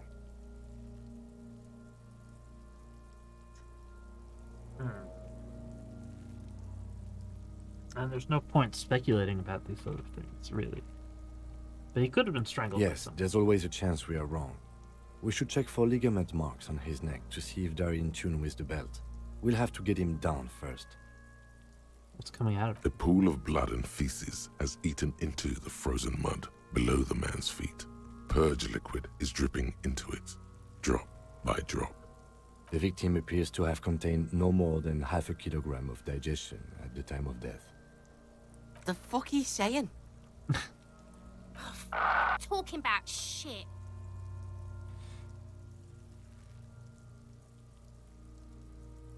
Yeah, we got lucky. Did we? I don't feel lucky. Maybe we didn't then. Bruises. I do. Most of them are post-mortem. Maybe even all of them. The delinquents have made our jobs harder with their little sport. So we should arrest them. Stop talking in riddles, coin slot. He means you fucked him up good, Kuno. Fucked him up brutal like. Oh my goodness. But there is no breath to catch. Only the cadaver filling the air and your nostrils. He slowly rotates before you, decomposing. Yeah, let's get him down. The steel-reinforced belt presents a unique challenge. I brought chain cutters, but I don't see a good angle of approach. Okay, so he has chain cutters. He doesn't actually think the challenge is unique. He thinks it's frustrating, annoying, and harder than he thought. The cadaver is a good 1.2 meters up. Neither one of us can reach the belt without assistance.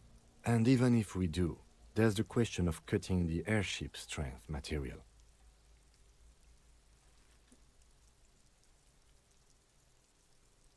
We could saw the branch. Climb up there and saw the branch? Yeah. There has to be a less risky way, with less falling down of trees. We could shoot him down. Yeah! Bang bang time, pig! Shoot his head off! How? I don't know. Where the buckle ties the rope to the branch, that's a good spot to aim. Sure. Where? Ah, yes, I see. If the shot hits that, there might be a chance to release the belt. Yeah, now we're talking. Entertain a Kuno with some shit. They'll miss! The pigs will miss Kuno!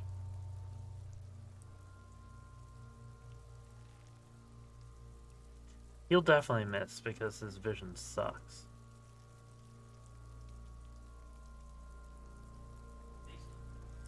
The lieutenant's brow is furrowed. He appears too deep in concentration to even notice what you said.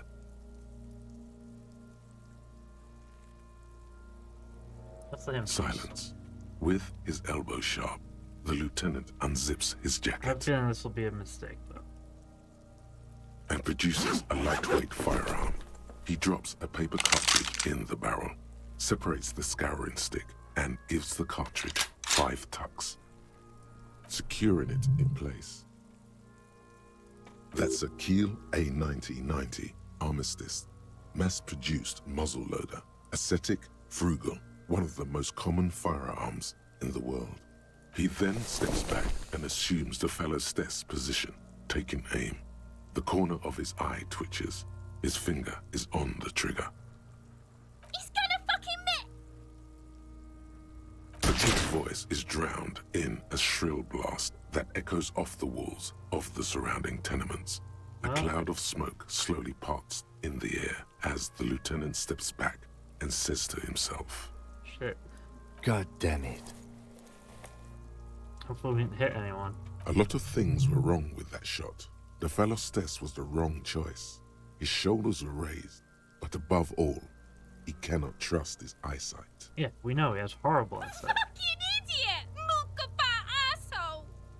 Kuno could have hit it easy, but then Kuno's not fucking handicapped, is he? It's okay, man. Kuno's sorry too. Kuno feels sorry for the Beano Clad. The lieutenant doesn't say a word, just looks at the gun in his hand. Yeah, what? I have to say, it's beginning to look unlikely we can get him down without assistance. From whom? You know, you don't feel like too bad of a shot yourself. Yeah, I could try. It's bad as it is. Us shooting firearms like punks. Go ahead. I'm not Yes. stopping you. Just don't lose it. I can do this. They only have one gun! Yep. This is the sorriest pair of pigs Kuno's ever seen. Yeah, take it, you fucking banani boyka! Take it and shoot yourself in the Banani mouth! Boyka. Feel the weight. The cold piece of bakelite and gunmetal is surprisingly light. Your fingers fit right through the guard, instinctively resting on the trigger. The fuck are you waiting for, Kuno? Tell him to shoot himself in the mouth! The buckle comes into focus in your sights. You stand with your feet planted firmly in the ground and your left hand supporting your gun Why arm. am I bouncing up and down like that? Why don't you just shoot yourself in your mouth? At least you won't miss. Ooh, challenging.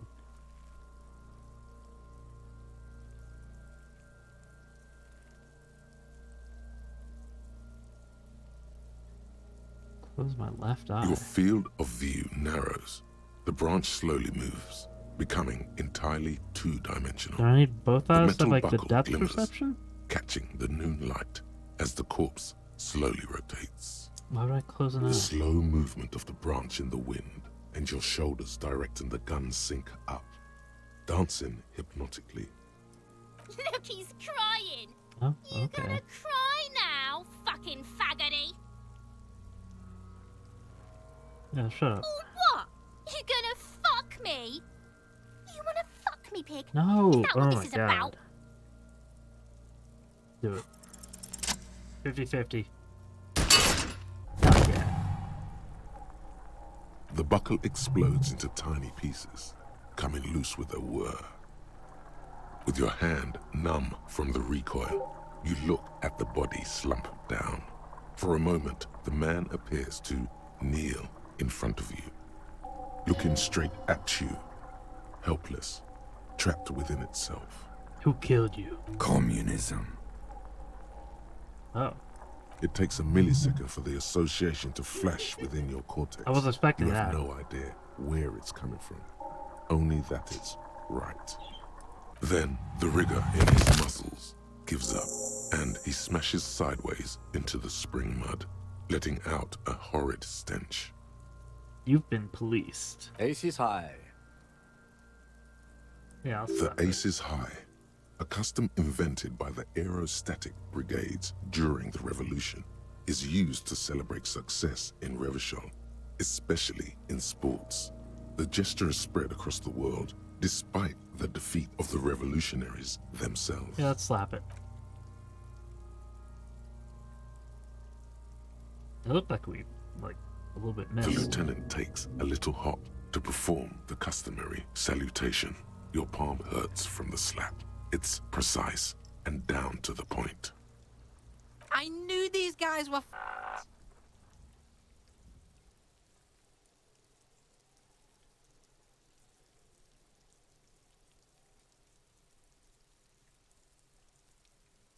What now? We will perform a field autopsy and determine the cause of death. But before... Excuse me. Oh, is he going to throw up? Slumped on the ground like that has not improved the way the corpse smells. The fall seems to have released something deep inside it. It looks like I feel like taking a break from the stench. I'm sorry to interrupt the jubilations here. Just a little breather before we do the autopsy. Oh yeah, let's give him back his gun. In the meantime, we should try to interview Evrard Clare, the leader of the Union. Harbor property was clearly used in the hanging. The harbor just east of here. Getting in might prove a challenge, though. I would also suggest we interview Joyce, the Wild Pines representative.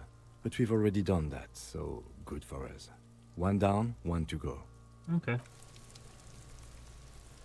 Before we come back to autopsy that corpse, I found my big yellow gloves, my gardening gloves.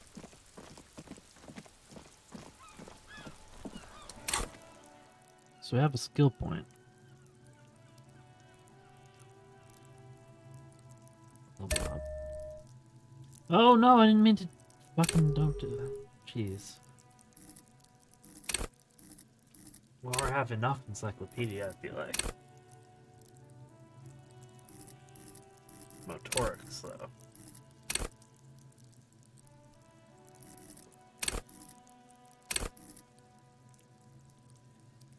We increase our...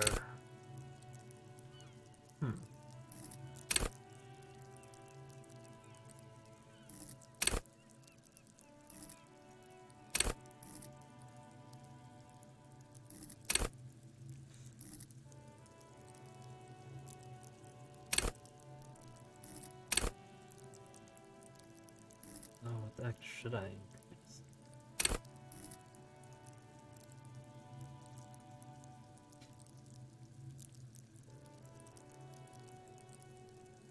I don't know. What skill checks do we have outstanding?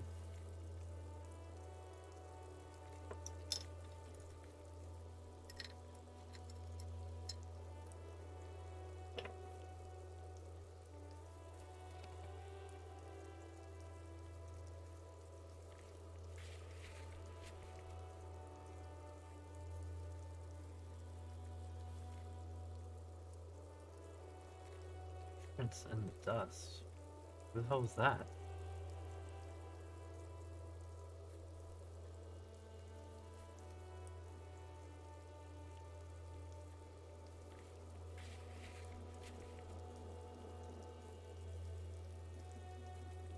I don't even see this on the map.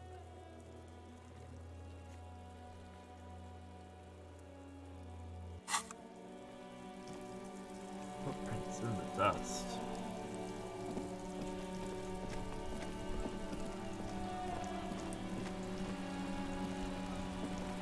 How do we get into the harbor?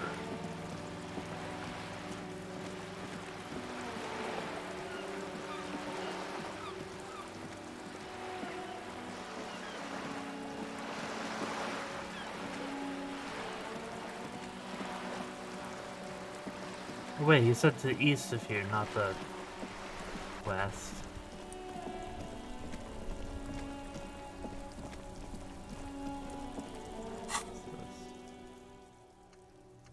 Oh, we almost know Hobocop.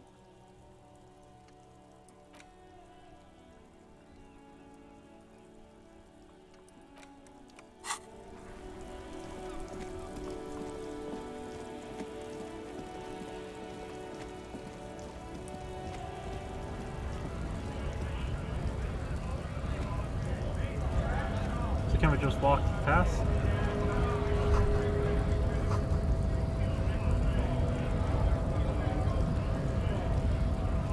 No?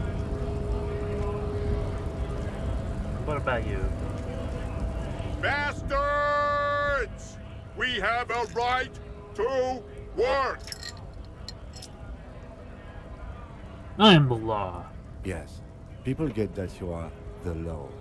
You really don't have to keep saying it. I do, though. Hold up and stay frosty, everyone. Cops are here. You here to fuck with us? Beat the honest worker down. Why? We're here to fight for a cause. Stripes usually have problems with people who have causes.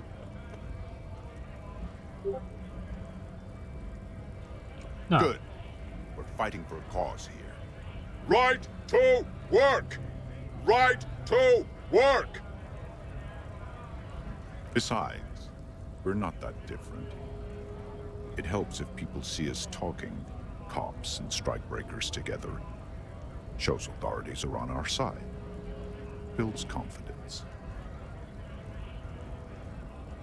Have cause. Rights of people. Rights of workers. To have gainful employment.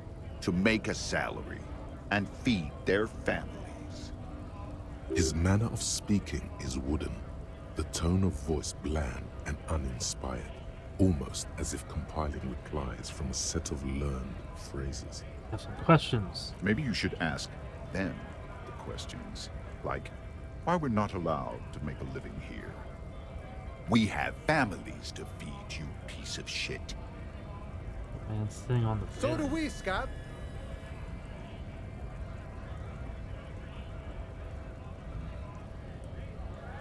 Yeah, speak with the Have union. fun. boss. Union shits are on full strike. Don't think they're going to let you through the gates. Why you want to meet that fat asshole? Yeah, I'm looking into a murder. I know nothing about a murder. Nothing? Wouldn't put it past these harbor bugs. They'd do anything to stay alive. Right to work! It's shameful. Cops doing nothing. You should bring backup. Open up the gates for us. Blockading gainful employment for workers is a crime. I don't know. We are not picking a side in this just yet, sir. Pity. Let us work! What's your goal? We were promised work. We'd be in there, working, if the bastards hadn't shut the gates. And you're unable to get in. Main gate's locked. Would take heavy ordnance to bust it open, and try to get in through the secretary's office. Door's locked. The guard's blocking the way to the access panel. Okay. And I don't mean the scrawny mess punk either. I mean head measurer. Or whatever he is. Head measurer. Huge Seminese guy standing up there on the overhead passage. Won't let anyone by. The access panel is right behind him. You're huge, though. Bad. Standing on a narrow bridge, he's got a strategically advantageous position. And he's trained. I don't know how the Union has a trained killer up there. But that one's no joke, and my men are tired and hungry. They're workers, not fighters.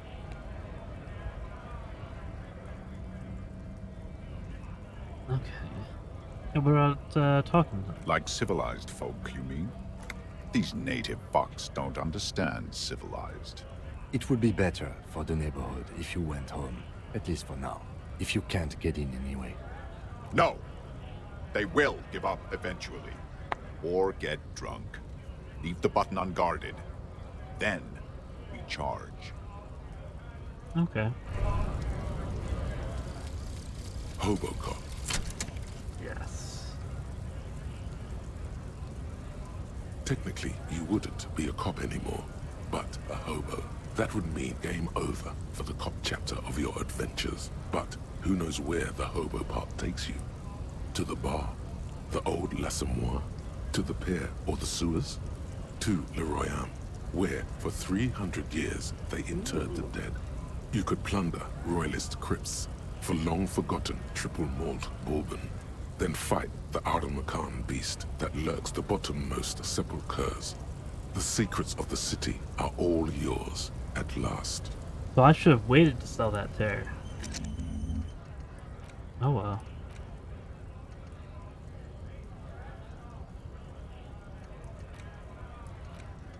Oh.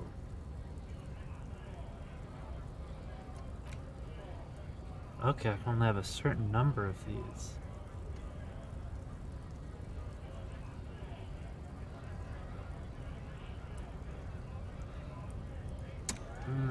Okay.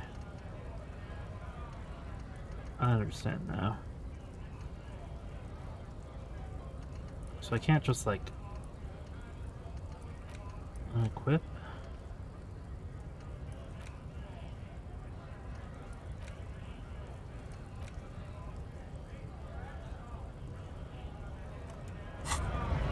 I don't know.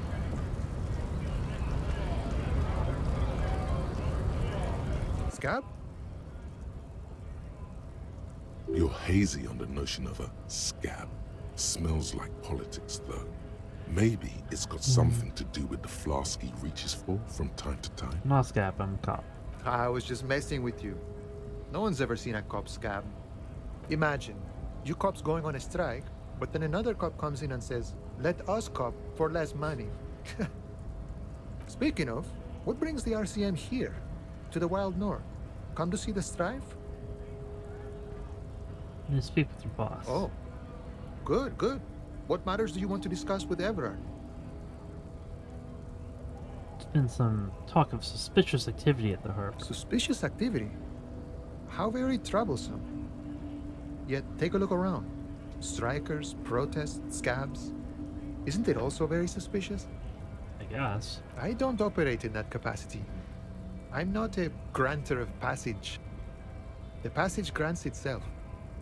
If it's so simple, why did the scab leader warn you of the guards blocking the way? Okay. Aye. Walk right past Measurehead and go in. Yeah, the 2.5-meter tall Semini Supremus is there.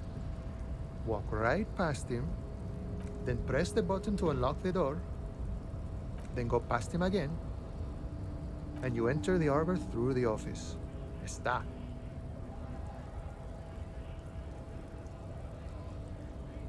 Okay. The man whispers a jaunty tune. A coastal breeze ruffles his hair. I'd like some money. Sure thing, my friend. I can help you out. The coin lands Nice. into your hand as if it has always belonged there. What's The the coin swallow do? returns. Appreciate it. Always glad to help out the RCM. Shame I can't do more. Things are meager at the moment due to... Okay, this guy's cool. Call me mañana.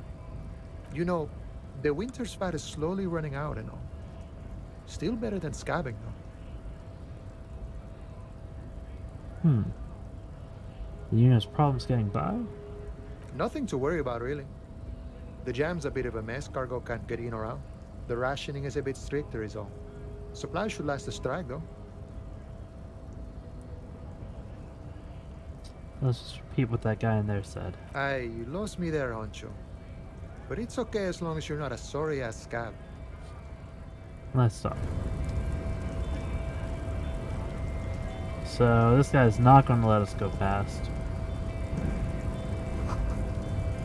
In case of a strike, press button behind guard.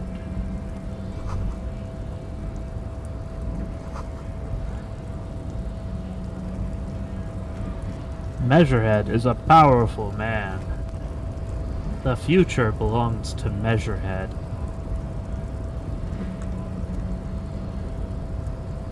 Measurehead's amazing.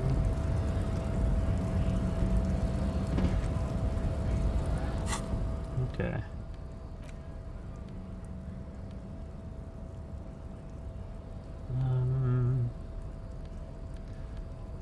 Better interface some gloves on.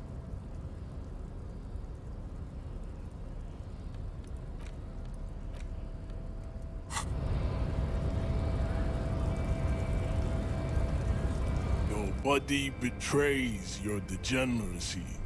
What does that mean? Yeah, Measurehead. His body totally betrays his degeneracy.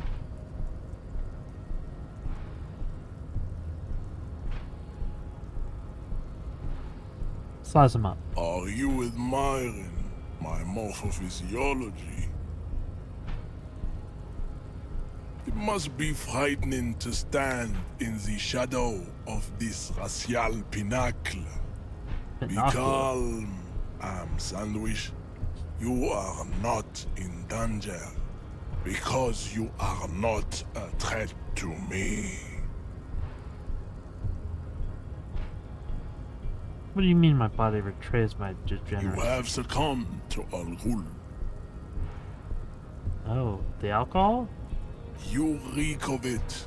An invisible sword of Al Ghul emerges from your throat. You cannot see it, but others can. It is making the woman in my company sick.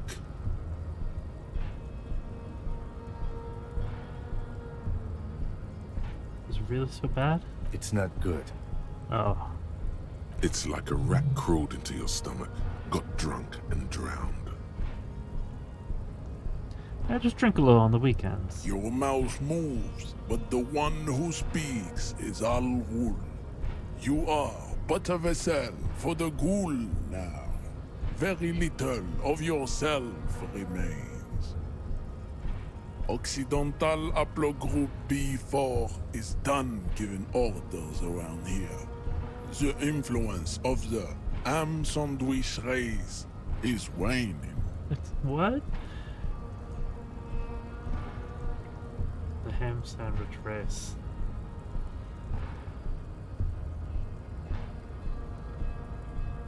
Does this remind you of someone? The guy down there?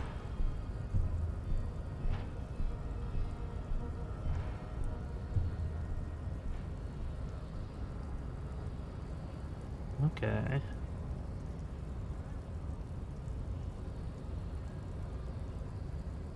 Yeah, you're just a big fat racist, except not fat and jacked. Look at my craniology. I am the pinnacle of my haplogroup. The pink blob is a bad example, even of yours. It saddens me. You were once a noble and powerful race. Huh. You gave the world eugenics, electricity, and powerful weapons of war like missiles and aerostatic aircraft. You made great gains in metallurgy, race theory, and statecraft. You dominated lesser cultures, like the deformed Hemians and the inexplicably potato-obsessed Quakers. But now your ascent to the genetic summit has halted. You are obsessed with sadness and with frivolous pop culture. You will be superseded. Isn't that right, babe? It is, baby, yeah. You know it. Yeah. There is a button right behind him, just out of reach. It must be the one that opens the door to the harbor.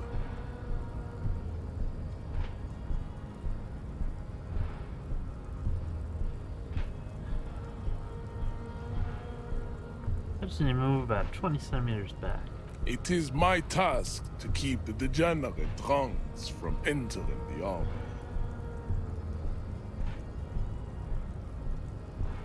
It's serious. Or... Yeah, you're right. Just let me in. Enough with this begging. You should leave the stage of history with dignity by inviting the other races to a great world war. What? Bring your troops to the Seminine Islands and to Boogie Street, and we will pulverize you. When you are gone, we will build a museum for you. The walls will be lined with bottles of Al Ghul, your beloved beverage. Inside, we will store the odes to homosexuality you call art, and your microcephalic skulls. There may be a peaceful solution to this. You could internalize Measurehead's race theory. He would take you as one of his own. Wouldn't that mean I'd have to become a semi supremacist myself? Well, not as such. What you do with a mastery of advanced race theory is up to you.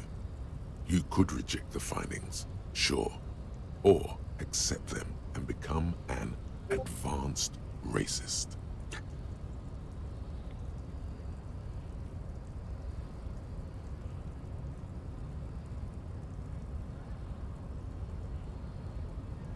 Sure. Ask what kind of races there are first. Classification is core to this stuff. Tell me about all these different races and haplogroups. Do you?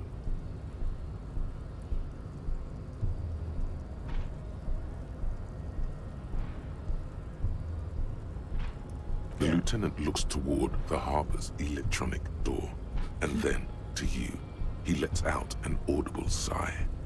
You are obviously a liberal, Sayolite. A polyculturalist. I can see it from your love of microtechnology and your sartorial choices. Do not deny your friend the truth you have denied yourself. There are 3 categories of race. Type A, the heroic races. Type B, the servile races. And the vile CF race cauldron of pederasty. Which one do you need education on? Right then. Those are the Simonese, the Areopagite, and the Occidentals, excluding the Maun, of course. The Maun are riddled with eczema to the point where they find it impossible to smile. They are all lactose intolerant, a common result of inbreeding. You say so. A receding genetic pool has led the Maun on reprehensible street parades. In Maun cities like Stadskanal and Vredefort, wearing wooden clogs on their feet and little green tassels on their hats. Okay. The Vespertines and Messenians of Vesper and Messina, the ancient Meteorans of Meteo by the golden Pisantic Sea, the Suren of Sur-la-Clé, and even the North Königsteiners, all have type A race propensities. The other large Mondial civilization, the Mesk, are too yellow and pietos to count as a heroic race.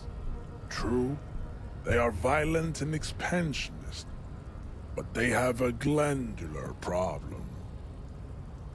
Overproduction of sebum. Sebum is leaking into their brains, making them listen to El Mariachi music and eat toxic minced meat-based food, which in turn only produces more sebum. The fuck is this shit? As proven by the Maun and the Mesk, Occidental Type A is in retrograde. The Seminese and the Areopagite are on the ascent.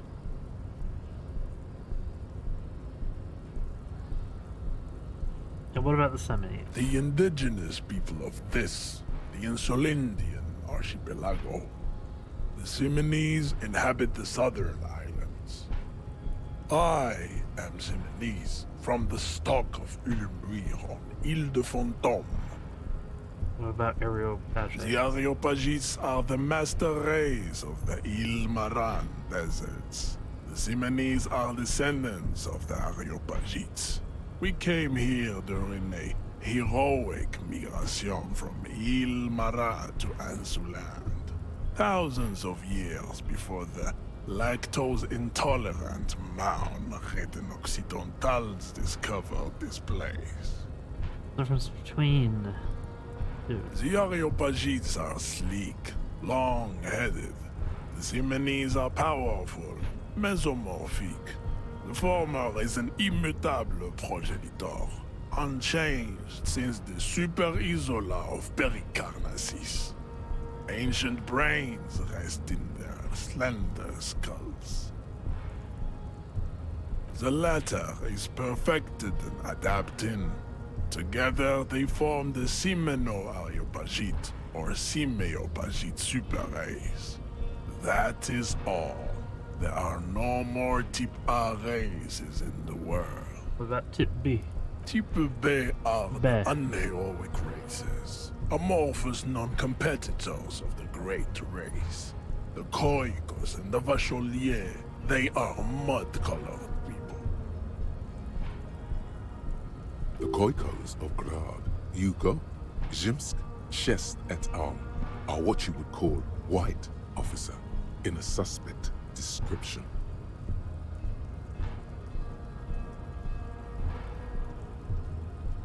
I identify them as white in official description. Yes. To an untrained eye, the Khoiko appear white and pinkish, like a ham sandwich. But look into their eyes and you will see. They are of an indistinct color, and so is their skin. Unhealthy, muddy, and ashen. Sure. Pinkness is a racial quality that has to be earned through centuries of advanced ballistic warfare and cultural domination that the Grad people have undergone for drinking Al-Rul and smoking the degenerate tobacco herb, and for eating potato.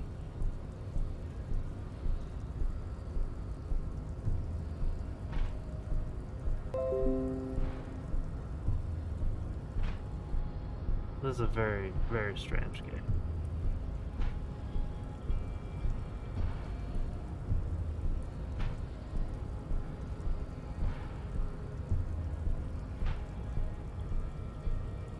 The Khoiko, the countless micronationalities of Grad, are all inexplicably obsessed with Podat. The only thing they like more is dividing into microscopic ethnostates, like political amoeba. Wouldn't he be one for ethnostates? You don't like ethnostates? They are microscopic. The Semeno-Areopagite superstate will cover the entire remaining planetary crust, uninterrupted. From Holy Semenine to the Boreal Plateau of Katla. Its leaders will be the genetic epitome of the Semenese and Areopagite stock, elected by nature, not the base inner spoilage called demos. The Vacholians, halfway between Type A and the racial called Ron, two mixed to know right from wrong. You tried your degenerate little revolution, which was the single greatest failure committed by humans in our 82,000-year history on this planet. Is it 82,000 years that we've been recording history? You have very little idea of what is happening, but that seems a little off.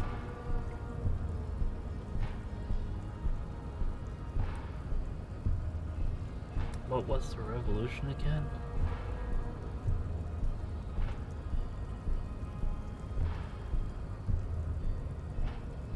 What was this revolution? The revolution came to Ravachol from Grad, in Zara's ridden potato carts.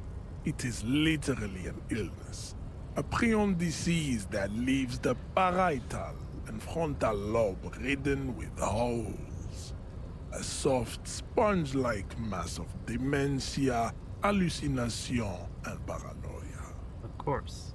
The revolution is fatal familial insomnia. A hereditary prion condition passed from the Khoikhoi to the Occidentals. But not sexually. Probably through trade routes and potate acid, the prime component of the potato plant. Potate acid. Enough of Tibet mediocrity.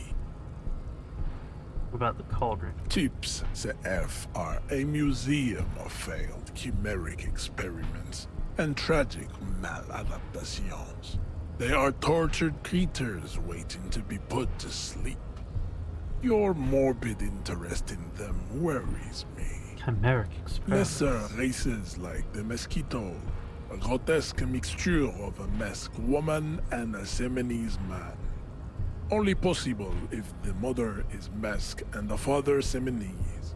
The other way around, they fail to produce offspring. The mosquito is born sterile, like a donkey.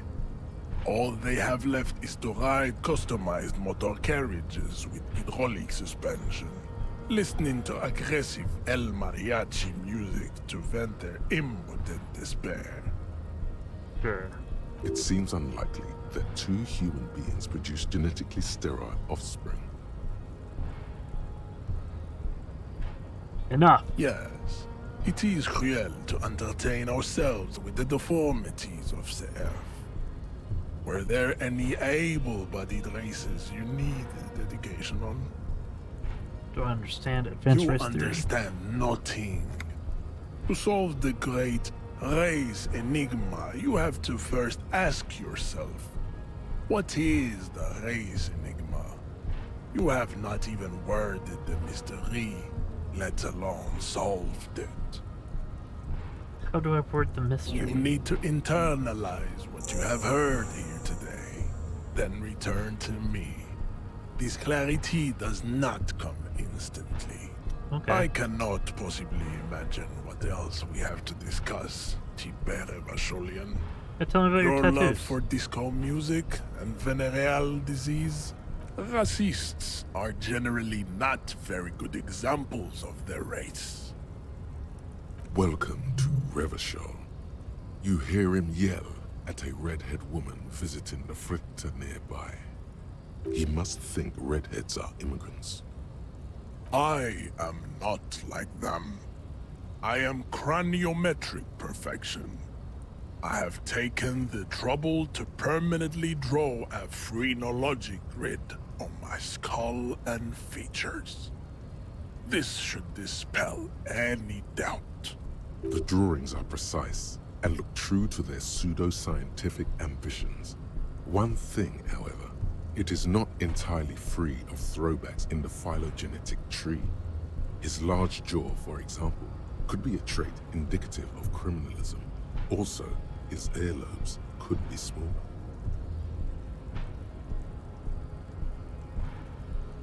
Ooh, okay. Jaw could be an atavistic stigmata. That atavistic stigmata makes pussy say yes, plenty. Alright. Babe, thanks. But I got this. Okay. Let's internalize this. What do we actually get from this?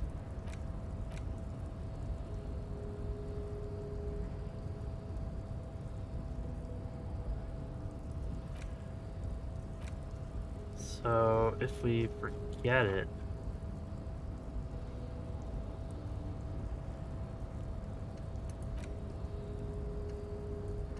So I want Hobocop still.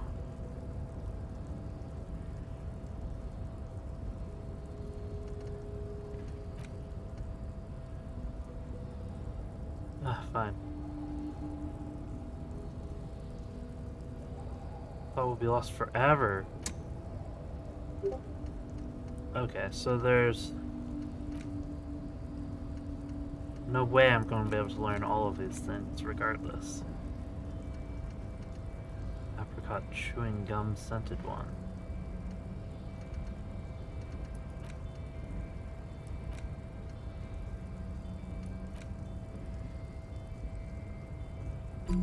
Confirm. Internalize. I don't know if I should have wasted a skill point on that, but... How long will it take me to internalize that?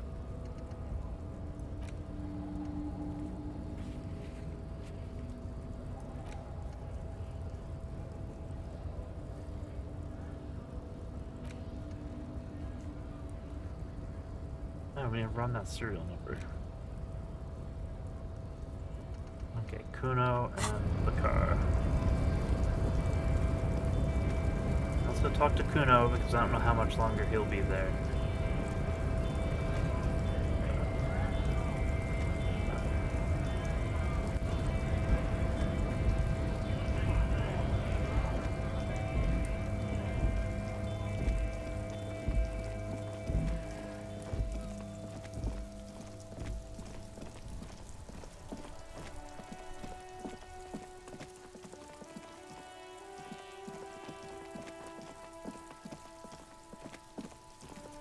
Hey, kid.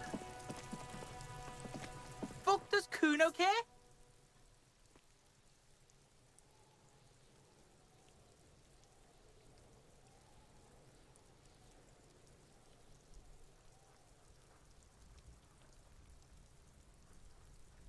Yeah, let's talk about that body again. The fuck about it? Where's the rest of his armor? Kuno doesn't give a shit about the armor. How come? Kuno's fuck gimp's got one big thing wrong with him. He's a fucking mutant. Look at him. Fucking growth hormone shit. He's a giant. The armor's too big for any man. Oh. Kuno doesn't give a shit about that freak armor. Kuno threw that shit away. Wait, what do you mean? Kuno tried to get the helmet on. It was too big. Kuno kicked that shit in the sea, rugby style. That shit means nothing to Kuno. Threw it into the sea? Yeah, that shit means nothing to Kuno. Kuno doesn't give a shit about material shit. Kuno's a fucking monk. You wanna fuck on someone about that armor? Go fuck the mustached union fuck. The jolly troubadour shit at the gate.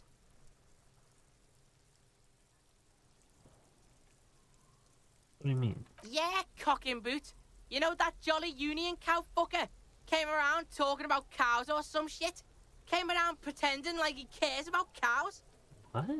Yes, you met him at the gates. Yeah, I know. The one with the boots and the jolly smile. Yeah, call me mañana. Yeah, he's the one you want to talk to. He's fucking crazy about that armor shit. Coming here pretending like he likes cows. Trying to catch a peep at Kuno's armor. Curious, my liege. Why did Kuno feed you this information? Yeah, Kuno's doing charity today. Kuno Day. Kuno feels sorry for you two loser pigs. Kuno's doing pity now. Still, seems suspicious. He may have it in for that guy. Or you may be paranoid. That is also a possibility, sire. Okay, later. You're testing Kuno's patience here. Get lost! Yeah, I'm off. Kuno doesn't fucking care. Can I perform that autopsy, actually? The rotting man lies on his side with his eyes looking straight through you. The belt is still around his neck. His body is supine and open to intrusion. By autopsy, Ugh. the lieutenant adjusts his glasses and takes a deep breath. What is a field autopsy? Come on, officer. You know what a field autopsy is. You've done 100 of them. What you do know is, at 18.9 kilometers, the dormant shield volcano, Corpus Mundi, is the world's highest summit, and the failure of the 38 single, Epui Descent, to crack the top 20 was the death knell of disco. But what a field autopsy is, you have no idea.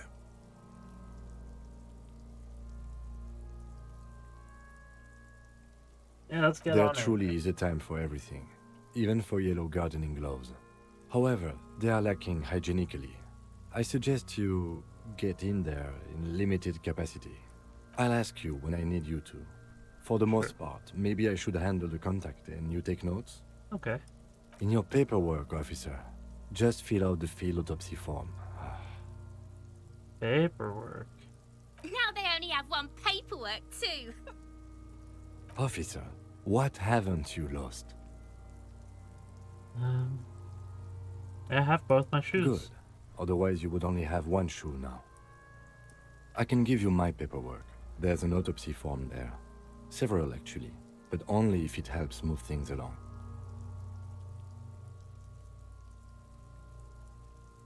Yeah, that's As you fun, say man. the words, you find yourself peering from the corner of your eye. To where? To the west. A trash container, yellow and capsule-like, lying in the corner of the yard. I guess you've got to start finding at least some of the things you've lost before they hurt someone. We should locate your ledger, then hurry back to the autopsy as soon. Okay. Is it in here? This trash container is locked. The sliding lid has a padlock that says, "Whirling in rags." The body is downwind from here. Maybe you prefer the smell of garbage to the smell of death. Can't we just ask Gart? Gart surely has a key. We could try using a pry bar.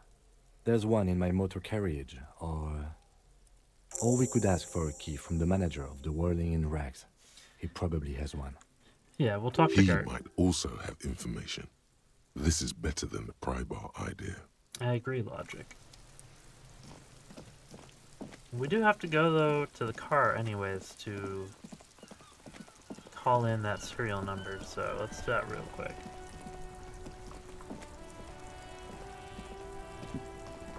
Inside, you see a set of steering levers, a radio microphone, a pull-out toolbox, and the soft glow of the fuel. This is Precinct 57. How may I assist you? And reconnect me to, Sylvie again. Just a second, officer. Sylvie Malaika on the line for you, officer. Yes, hello? Hello, it's the police again. Oh, great. What else do you need, detective? Do you know where my police documents could be? The ones I had to wrench out of your toilet. What happened to them? Damn it, I don't remember what I did to your damn papers. I don't remember every little thing I do. Especially when there's a hurricane loose. It's your fault for losing them, not mine. Something in you wants to immediately forget about this, as if there was a reason you threw them away. Are you sure you don't remember? Yes, I'm sure. Every time we talk about it, I'm going to be more sure I don't know. Sorry about that. Anything else, detective? No. You hear the call breaking up on the other end of the radio. Anything else I can help you with, officer? Yeah, reconnect me to the 41st. Right. Please hold. 10-4, come in.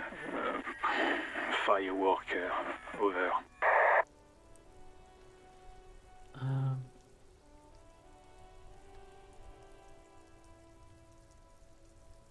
Well, I thought I could have them run the serial number as well. I do need financial assistance. 10-4, I hear you. I don't have the authority to grant your request, but... What does he want now? He's asking for money. Is he fucking kidding? I'm not kidding. I don't think he is. Don't give that asshole anything. He's just gonna drink it all. Alright, that's a negative on the additional funds, sir. Over. I don't even have a place to sleep. He says he's in trouble, doesn't have a place to sleep. Well, I guess he'd better crack the case before sundown then. Oh. Vigmar said...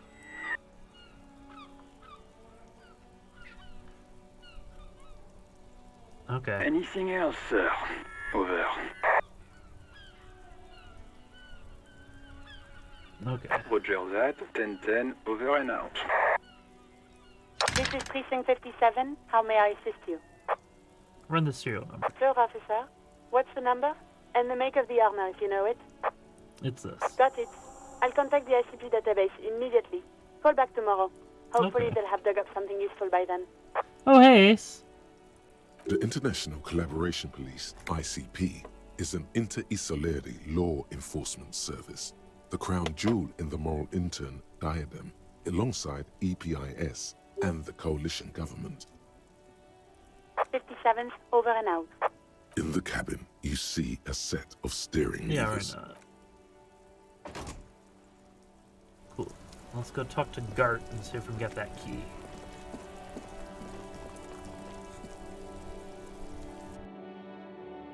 And I guess I'll be sleeping on a bench tonight.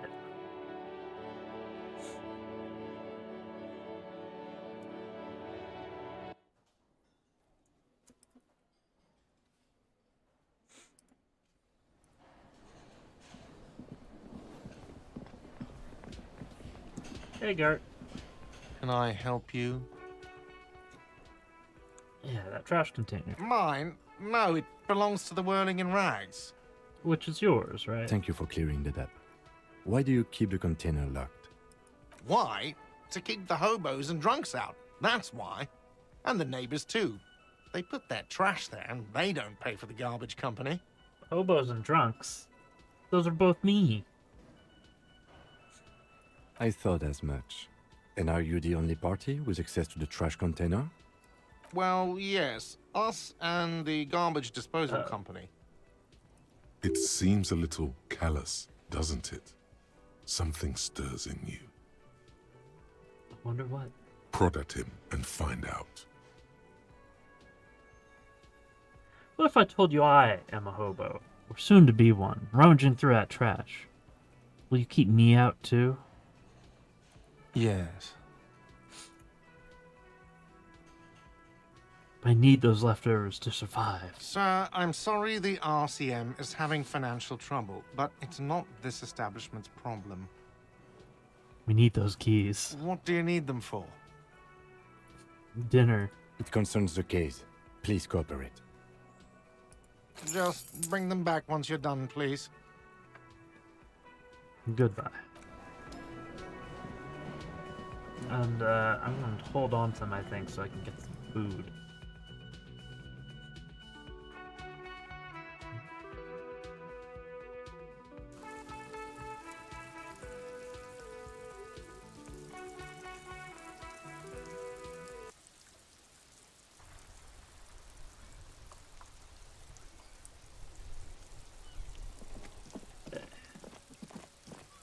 How much longer till we become a racist? We're a third of the way there.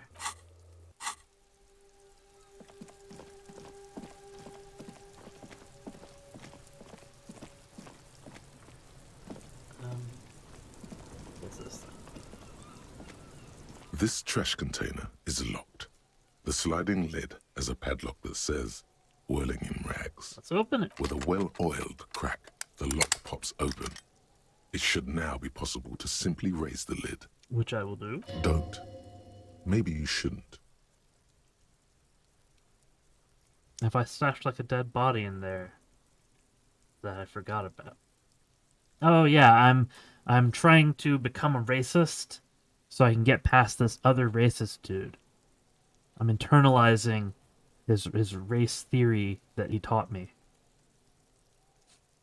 As you do.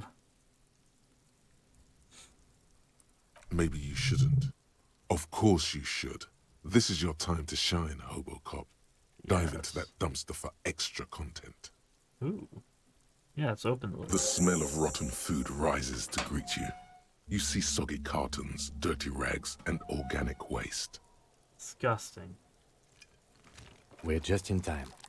This hasn't been emptied for over a week. Look under the box. You see milk and egg rest with one broken egg in it. I am pasta Hobo wrapper. Cop. Picking up the soggy packages somehow feels familiar. You've done this before.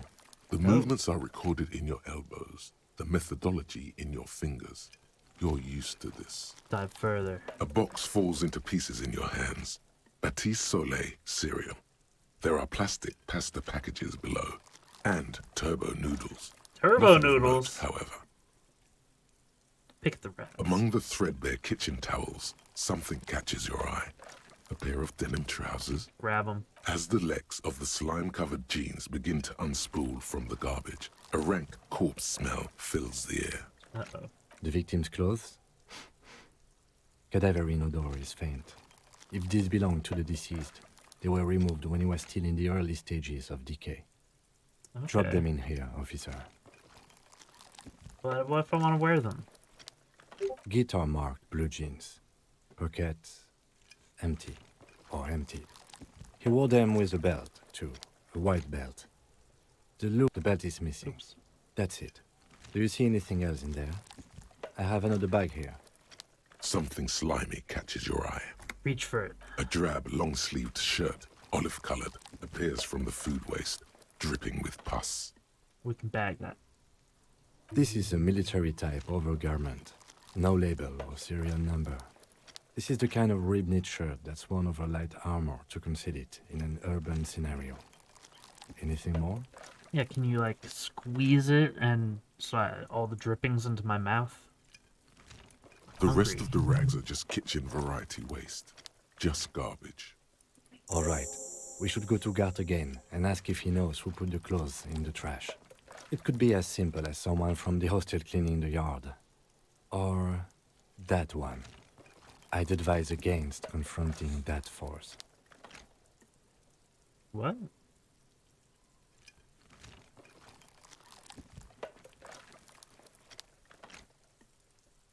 Oh, okay.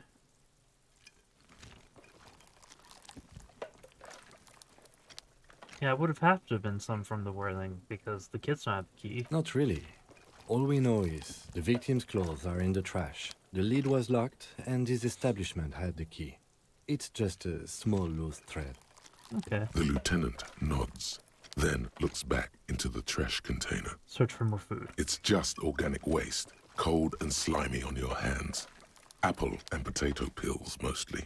Unidentified sludge, and the occasional chicken bone thrown in for good measure. But hey? But what's this? What is it? A blue piece of plastic sticks out from the apple peels. It's shiny. Looks like the corner of something. What is it? Something larger. A clipboard. A blue plastic clipboard with moist papers hanging from it. They look badly damaged. Is it my but you paperwork? can still make out forms and notes, written in a man's handwriting. Is it my handwriting? Looks like we found your paperwork. Yes. I don't know what this is. It is. Look. The plastic has the RCM street grid on it. You've even got an autopsy form in there. If you don't mind my asking, how could you have let your paperwork end up in the trash? It has a foreboding quality to it. Maybe I needed to lose it, for the great bloodletting to begin. What are you talking about? I speaketh the tongue. Doeth thou also thorough inventories? You should take stock of your notes. Make sure it's all there. Official notes contain informants' names. If some of it has fallen into the hands of the RCM's adversaries, bloodletting may well ensue. Yeah, I'll do that. It would also not hurt to start taking notes on the case. Now, tell me what your eagle eyes see. Or are we finished? We're not finished. Some items, such as the ledger you found, are interactable. Go to your inventory and select the Interact tab to read your paperwork. I'm digging for extra content. Wow. An Armistice caliber 50 knock cannon. Half wrapped in paper tissues. So shiny. What's a knock cannon? It's a giant rifle, and it's very expensive. Not as expensive as that fat string of pearls snaking around the rotten banana peels, however. None of these things are in there. And is that Cordon Electric's preamp with Electra F2 tubes? It is. That catches quite a price. We're talking 12,000. Easy.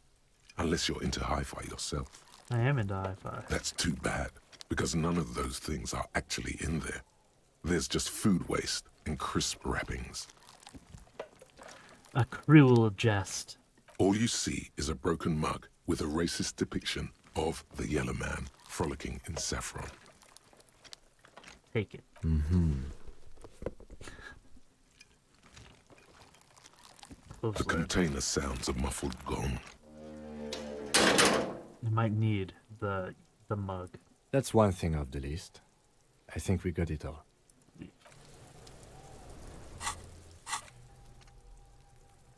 45% on advanced race theory.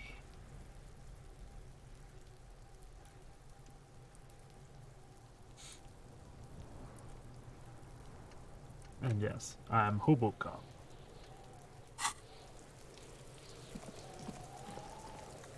So what about you, Kuno? What do you know about the clothes? Fuck does Kuno care? About the crime scene. Right, pig. This is where Kuno plays with his little wooden choo-choo. Fuck do you want with it?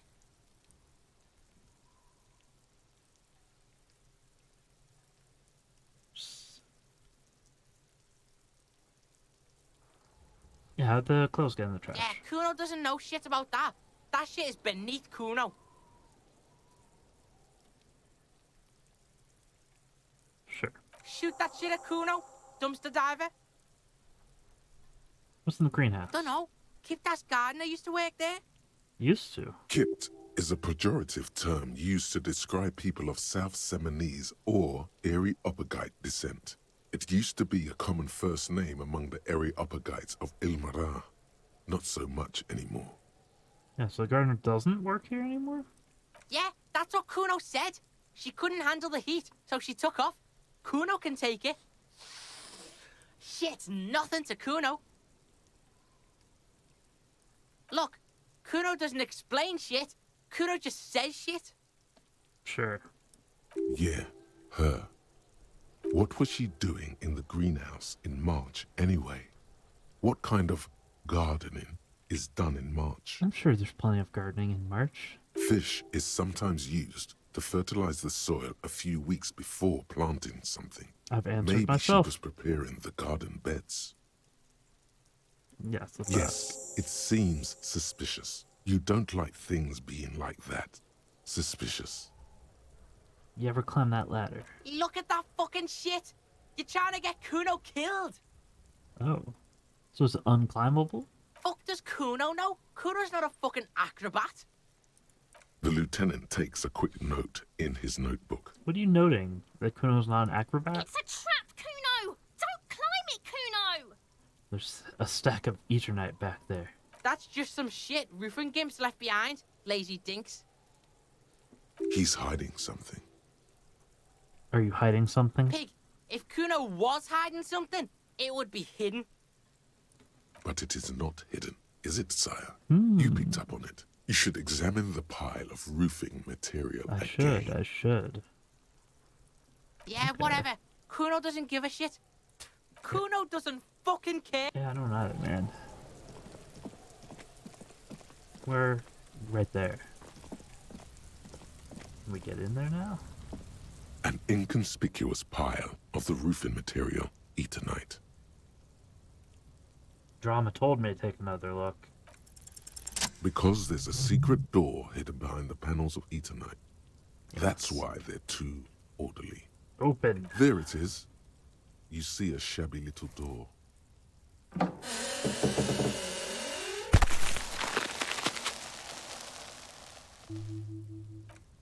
Awesome. What is this then? A tool shed? Let's investigate. I agree.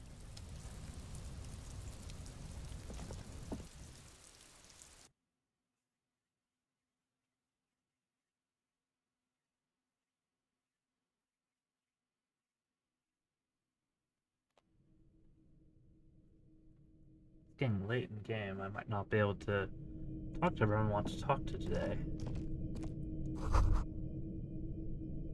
Empty tube. Okay. You rub on your chest to live a happy, magnesium-rich life. Be still, my beating heart. It's amphetamine. Sweet amphetamine. Ooh. The lieutenant isn't studying the powder in the mirror. He's studying you.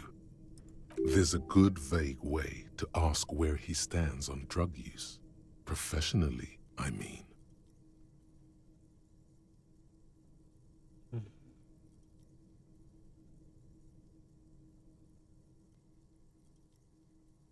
Someone's taking narcotics here. Perhaps not. This is below our pay grade, detective. However... Okay. See that ladder there? It's probably another way into the industrial harbor, no? A secret path the local kids use. Ooh.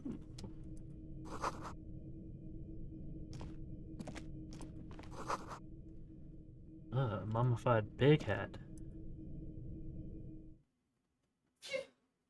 Gesundheit.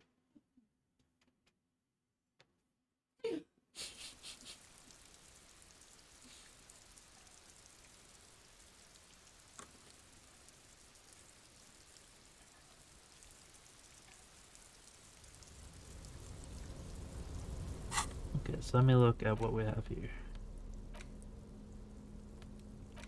We have a photo of these An tattoos. intricate web of blue lines stretches across the torso of the hanged man, from the right shoulder to the solar plexus. Each time the lines intersect, a small white star is formed in their crossing. Hundreds of fading asterisks riddle his skin. Their concentration is highest around his heart. It still kind of looks like a map of the stars in the night sky, but something's not right. What's the meaning? For you to discover. You've gotten as far as you will without assistance. Okay. Someone who knows about history could tell you. History. Let's look at my ledger. ledger. It's the ledger you found in the trash. A pitiful cabbage of white and yellow papers hanging from plastic board, barely held together by a metal clip. This sad display is made complete by the faint smell of urinal cleaner. Anything else? There's a piece of toilet paper, or is it cleaning tissue? No, it's toilet paper, desperately sticking to the back of the blue plastic clipboard. Yum. It's a metaphor for you. Inspect it. It's just toilet paper sticking to the back of the plastic clipboard. You can take it off if you want. Leave it there, it's cool. Way cool. It says, everyone look at me and my toilet paper covered cop ledger. I don't care. My ledger is droopy and it smells like a urinal. Look at the clip. An aluminium block runs the width of the board, biting down on the paperwork. Its crocodile teeth are the only thing keeping the papers together. A regular pencil, the tip worn down to nothing, has been attached to the clip. Okay. The surface is interrupted by a silvery sticker. It's rectangular, sparkling with iridescence. You don't know how you didn't notice it before. Looks like an official mark, made to be low visibility outside the right circumstances. Okay. It is similar to the RCM watermark on your blazer the lieutenant mentioned. Didn't he say something about the headlights of his motor carriage? That you can read these there? What? Yes, halogen watermark used for adding information to RCM property. What kind of information? It depends. Aside from an anti-counterfeiting stamp, mine has my station number and address. The information varies by date of issue. What if it has my name on it? Maybe yours will have how many cases you've solved. How can I read it? Any capable light with the right wavelength will do. Headlights? Yes, RCM vehicles have headlights tuned especially to reveal halogen watermarks. This means you can read the watermarks if you just turn the lights on. Okay. Okay. While a bunch of sodden papers sag from the clipboard in your hand, it's a sorry sight. Look at the white papers. They're not exactly white. They're yellowed in patches by sunlight and alcohol, and covered in dense blue handwriting. Ink escapes into watercolor patterns, reaching its tendrils across entire pages. The paper itself is checkered, with faint red lines, forming short paragraphs. Once in a while, there's a red stamp that exclaims, "Case files commit to paper."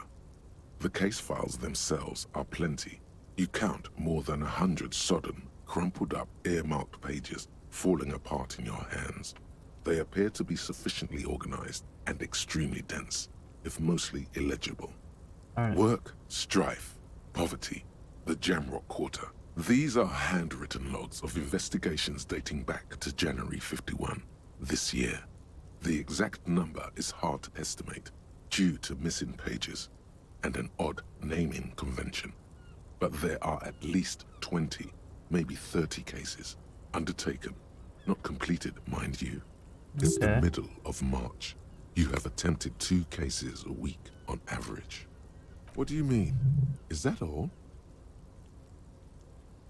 Is that a good number? Huh? 2 complex cases to undertake is a lot, yes. You really have to push yourself. I would not suggest it, lest you start making mistakes. Okay. 2? That's a lot. I didn't mean to say you are making mistakes, by the way. That was presumptuous of me. I'm sure I made plenty of mistakes. It's okay. We all make mistakes.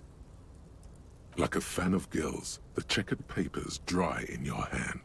The handwriting is extremely dense, if mostly illegible.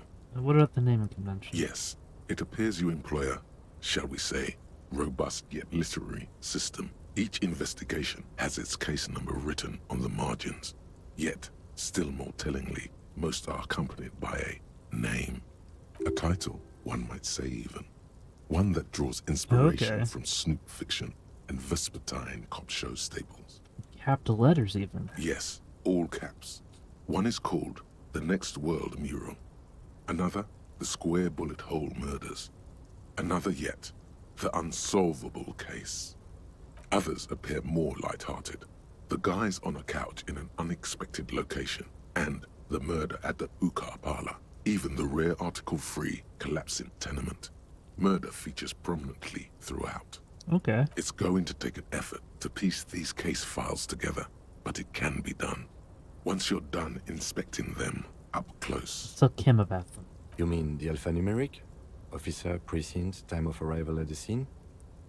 Nope. Oh, you mean the titular? Yes, well, so do I. In our defense, almost everyone in the RCM does. Oh, okay. It's a holdover So from normal. the early days of the RCM, right after the revolution, when the organization had little idea how to do things. It persists in an unofficial capacity. Officers use these titles to refer to their work among themselves. The Square Bullet Hole Murders. Again, in your defense, I seem to have named one the man with the hole in his head. That was a real person. His death was real. Still, I named it that, to amuse myself. I pray his loved ones never find out. Rail spiked through the head. Ooh, he died. that sucks. It was a workplace accident. Yes, count the pages. There is, for precisely one more. 15 pages near the end remain untouched by the damage. The checkered grid forms a structure of passages, breaking the case into subtasks to accomplish. Nice. Once all the tasks are accomplished, the case is complete. Commit to paper. Sadly, the ledger only comes with an old, worn-down lead pencil. It's unfitting of this monumental event. The ledger only comes with an old, worn-down lead pencil. It will do, barely. But Do you have a pen? the here? lieutenant looks at his blue notebook.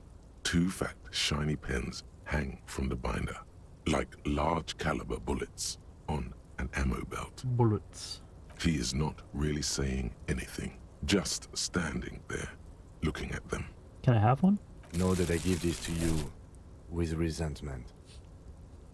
Commit to paper. The tasks you've completed flow out of the blue oblong pen in a brash freehand uncannily similar to the rest of the letters. The wording comes easily.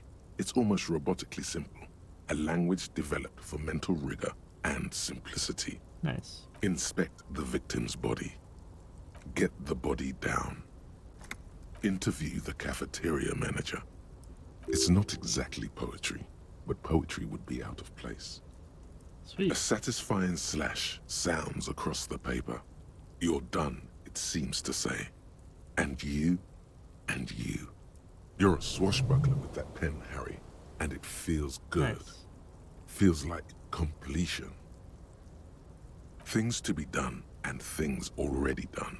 The composition of reality. This is an extremely useful tool for a detective of the citizens' militia. Now all that remains is to name the case. Oh yeah, what are we going to name? No, actually. Any ideas? The Hanged Man. Great. That's great. That's actually what I was thinking too. The Hanged Man. Good, strong name. We have a very good name for the case now. I'm going to start calling it the Hanged Man. It's good we sorted this out. The notebook is annual. It says 51 on what remains of its cover. A molten strap of cardboard. Everything prior to this must have belonged to a previous volume. In short, there was more. Okay. You don't exactly close them, so much as distance yourself from the smelly papers. They're a little further from your nose now.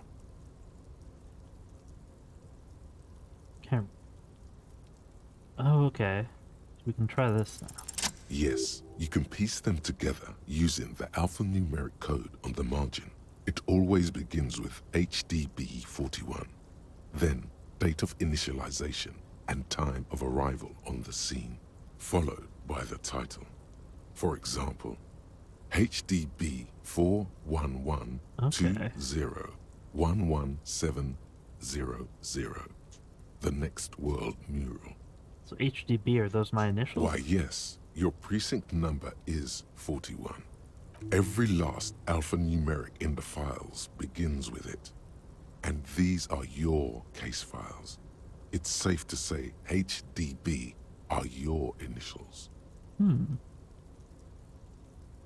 Horace Debbie Behringer? That is improbable. It takes about half an hour to piece one together, using the system you've devised. Where do you want to start? No, we'll look at it later. Changed in the meanwhile. A bunch of sodden papers still sags from the clipboard. What about these yellow In papers? the back, you see thin, translucent copier paper. Some neon yellow, some bright red, all covered in boxes, like marching armies. These look like official forms, waiting to be filled out.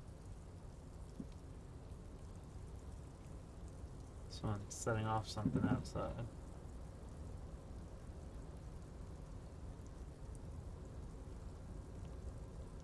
Oh, let me go say hi.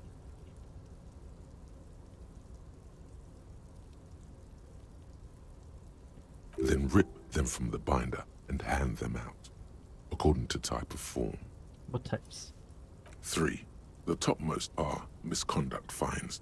The middle ones are station calls. And the bottommost are field autopsy forms. Each is easy enough to make sense of. Okay. You don't have to be an intellectual giant to do police work.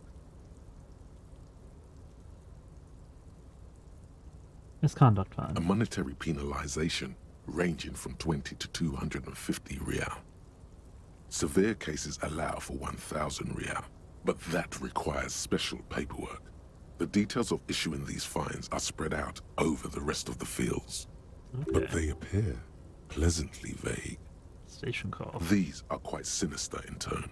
They give a date and time for the person to appear at the specified precinct police station. Below the call are the criminal charges you risk by not appearing. All in a print so small it could be considered downright cute. Field autopsy. A dozen pages of thin copy paper, bright red in color. You see the parameters of a deceased human form waiting to be filled in. Age, sex, condition of internal organs. Look, Cam, I found it.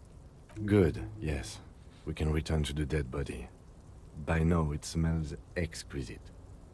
No. Yes, all that remains now is to fill those forms and hand them to people. Fines for wrongdoers, interview requests for bad guys, and field autopsies to dead guys. The rest of the stinking cellulose is much worse for wear. Being sandwiched between the board and the rest of the paperwork must have spared the fragile copier paper. Thank goodness. Look at the clipboard. It's made of dark blue plastic, hard enough to beat someone to submission with. The edges are rounded, however.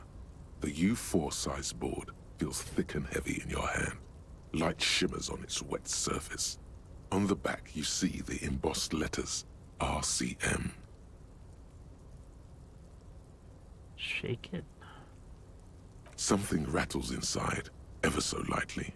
Is there a hidden compartment? And something small inside, light, made of paper or cardboard, or dried flowers perhaps. Permeables. It's not hidden per se. The compartment is made for permeable materials that would get damaged if something happened Wouldn't to all it. the papers themselves be permeables? The plastic shimmers like lapis lazuli, but it is not see-through. You cannot see to its center. Yeah, how do I open it? With your hands, you 4-sized pages hang from the clip screwed to the top of the board. Open it. The two sides of the board appear slightly misaligned, like a drawer that's come off its slides. If you bend the plastic on your knee, slowly, the slides snap back into place. It should be possible to just, Open it.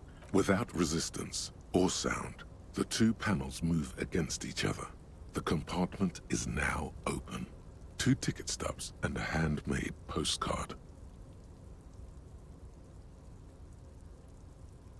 Pick up the stubs. 2 octopuses are smiling, reaching their tentacles toward each other in the colored pencil drawings. The tickets permit access to the zoo in Revachol East. The aquarium costs extra. These let you go there, too. Okay. What about the card? Thin wax paper has been glued to a piece of cardboard. Sounds like leaves rustling when you pick it up. Smell it. It smells of chewing gum. Apricot flavored. Oh, okay. Exactly like the gum wrapper you found. The same brand of chewing gum. Open it. It's Familiar tutti frutti. handwriting lines the inside of the card.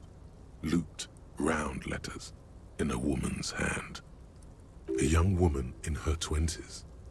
There is care, effort, and a smile, you think.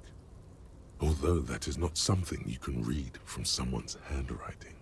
Harry, it begins. You're already reading. I wanted to write you a letter so you can read it when you wake up. Maybe it will make you happy. It's gonna hurt our morale. Let's keep reading though. Your hand shakes, holding the card.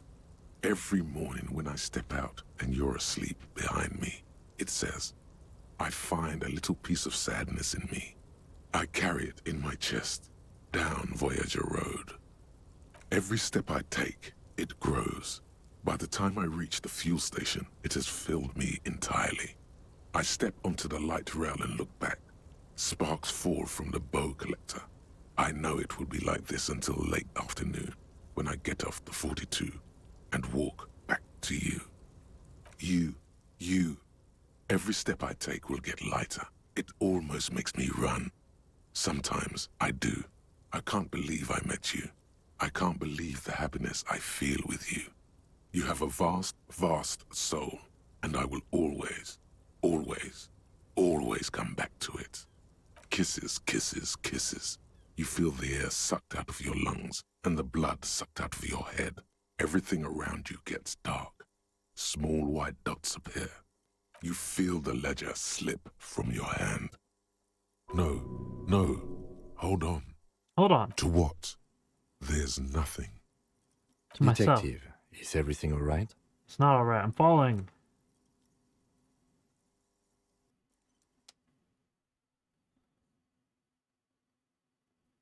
I've lost my ledger. And hopefully Kim picks it up for me.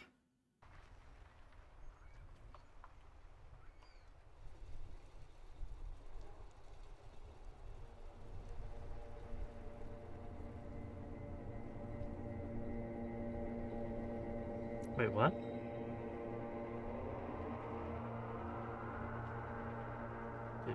There is nothing. Again. Nothing. Nothing sad, brother. No treachery, just blackout. Oh. Well, almost nothing. There is the ground below you, that's still there. And the small light that's on, fluttering, somewhere in the basal ganglia. Who's that? That's me. Blue eyes, that's me. Who was that? Who was what? He speaks of the sickening longing, the unwell emotion. Even in the darkness, he's grasping for it. Still trying to hold on to the great sorrows slipping in the water. Slimy. No, not slimy. I was cool. I'm cool. The cool when you're dead. brother. Here in the paleo-mammalian cortex, we call it the shadow. The shadow. Because it's always there. Tell him. Tell him. Ah, yes. In the olfactory system, they call it the apricot chewing gum scented one. It's unhealthy of them to linger on it so. But as they say, what do you do? It smelled nice. It didn't smell nice. It smelled like betrayal. Was that the ex-wife? Bloated corpse of the past resurfacing. Yes. Don't prod at it. It will start moving again. Where's Voyager Road? There is no Voyager Road. There are no roads, no houses, no lights in the windows. It's all on pause. You think they would let you? Until you disintegrate into biomolecules? No. Someone is breathing on your face now, inspecting your pupils, stupid idiot. What is that? Yes, they're pouring something on you. It's in you. And It's delicious. Glowing lights on a dashboard emerge out of nothingness. Where am I? The upholstered cabin of Lieutenant Kitsuragi's motor carriage, seated in the driver's basket. The air is thick with leatherworks and heavy fuel oil. Cold water runs down your chin. Drink. Water. Drink. The water is cold, silvery, the stuff of life itself, as it pours down your parched throat. The pounding in your head recedes. The darkness parts. Drink. You haven't drunk water in 2 days. Did you know the human body is not made to survive? Drink. With greedy gulps, you down half a liter of cold water. Some of it spills on the driver's seat. The lieutenant pays no heed to it. What happened?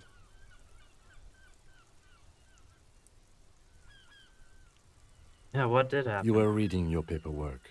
Then you passed out. I carried you to my kinema to take you to a hospital. Then you came to. How long? 10 minutes, maybe. Okay. I came in contact with the burnt-out ruins of my past, Lieutenant. That does sometimes happen. Oh.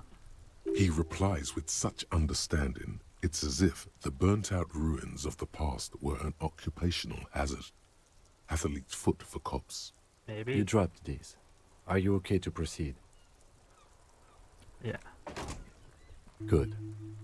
The Ledger of Failure and Hatred is a special item that can be used both as an interactable and a tool equipped in your held slot for skill bonuses. Okay. Find it under the Tools tab in your inventory. The Ledger of Failure and Hatred. Advanced race theory. Everything is calm in the eye of the race storm. Your mind is lucid and bright. The mind-bending phylogenetics appear more distant and, to be fair, a little ridiculous. The great race mystery has cleared up. All that's left to do is verbalize your thoughts. Go and talk to Measurehead about your newly found insights. Okay.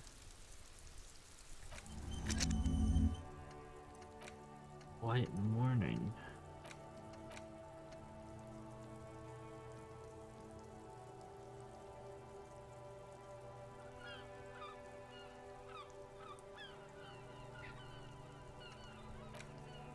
Interesting. Can I use your headlights? Inside, you see a set of steering levers, a radio microphone, a pull-out toolbox, and the soft glow of the fuel preheater gauge. Yeah, how do I turn on the headlights? All right. Ready? I turn, you press start. It's next to the preheater. Okay. The dashboard lights up with orange glow. The rounds per minute gauge jumps, and the engine of the Caprice Canadian comes to life with a whiny growl. Dang, that's loud. Like a leopard waking from its sleep, yawning and roaring at the same time. The Get those lights headlights on. unfold with a little click, casting electrical light onto the ground before the vehicle. There you go. I'll turn them off from the remote once you're done. Okay. Inside, No. you see a set Stop. of steering levers, a radio mic.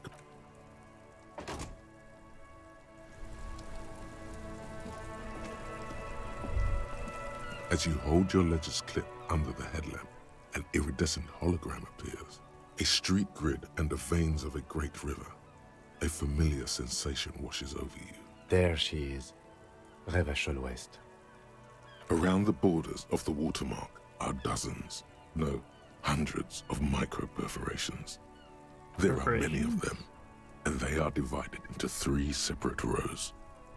The first row has 18 dots. Okay. The next is the longest. It runs all the way around the border, and then some. So is the first row like cases I've completed, and the second ones that I haven't? You count 216 perforations. Oh, maybe the opposite. Considering that nice, large number, a wave of pride washes over you. Though you can't say why, precisely. The last row has 3 perforations. That's it. Yeah, what do all of them? Those are those perforations. They represent your record as an officer of the RCM. They are your statistics, as it were. I should have guessed you'd keep a record. Officers often do. Let's take a look. Alpha male officers who are proud of their numbers often do. It's meant. The first row represents your years of service. 18 years. Okay, not bad at all. What did you do before you volunteered? Okay. I was a hobo. You know, the RCM is a volunteers organization. We would have no qualms with vagrants joining our ranks were they qualified. But let's move on, shall we? This next row, the one that wraps all the way around, is your number of closed cases. Closed is good. It means finished. You've got, let's see, wow, more than 200. It's quite a lot, even for someone who's been on the force for nearly 2 decades. Usually, clearing more than 10 cases a year puts you in the 90th percentile of all RCM officers.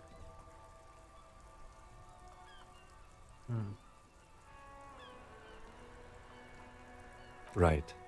Those are your confirmed kills. You've got precisely 3 perforations there. For an RCM officer, especially Precinct 41, which is in the Jamrock Quarter, it's rather tame. I mean that in a good way. There are certain officers who treat their kills like some kind of ghoulish game. If they do happen to solve a case, it's usually by accident. But it seems as though you are, or at least were, one of the good ones. So we have that to be thankful for. The lieutenant nods. Okay. The rectangular watermark is overlaid with the logo of the RCM, and yet the major arteries of Revachol are all recognizable. You catch a faint glimmer from a broken beer bottle in the distance. Sounds. 2 men engaged in a drunken argument, followed by the closing of some distant window. Ah, Martinez at night. Where are we on this map? Let me see. Right here. Oh, yes. Coal City. Le Royaume. The burnt-out quarter. Right. I'll go turn off the lights. You can now see your statistics on your journal page. Sweet.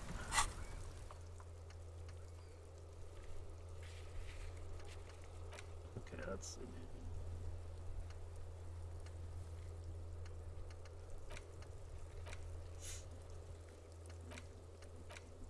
Place the ball.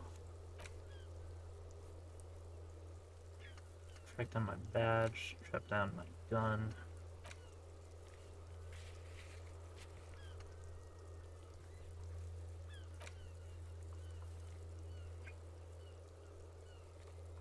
Okay, eventually there'll be people there. Get the secret passage.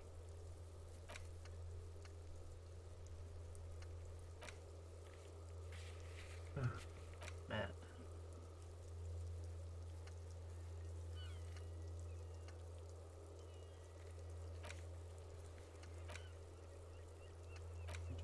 Union boss.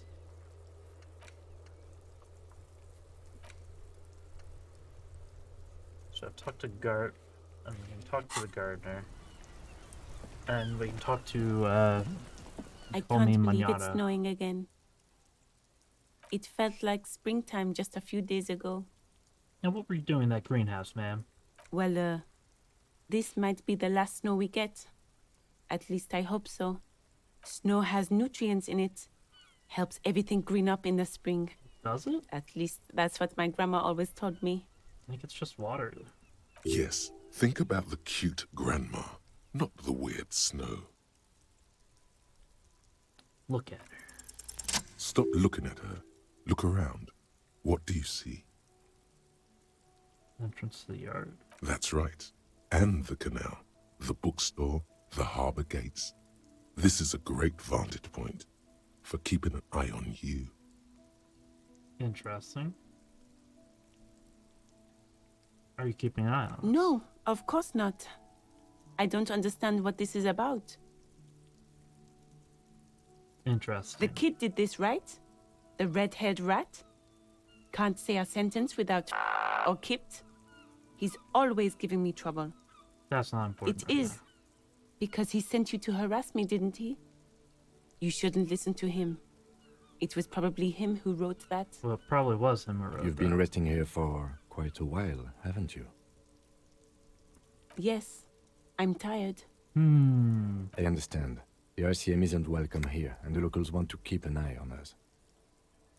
There's silence, the smallest of smiles. Okay. That's okay, miss. Do what you have to do.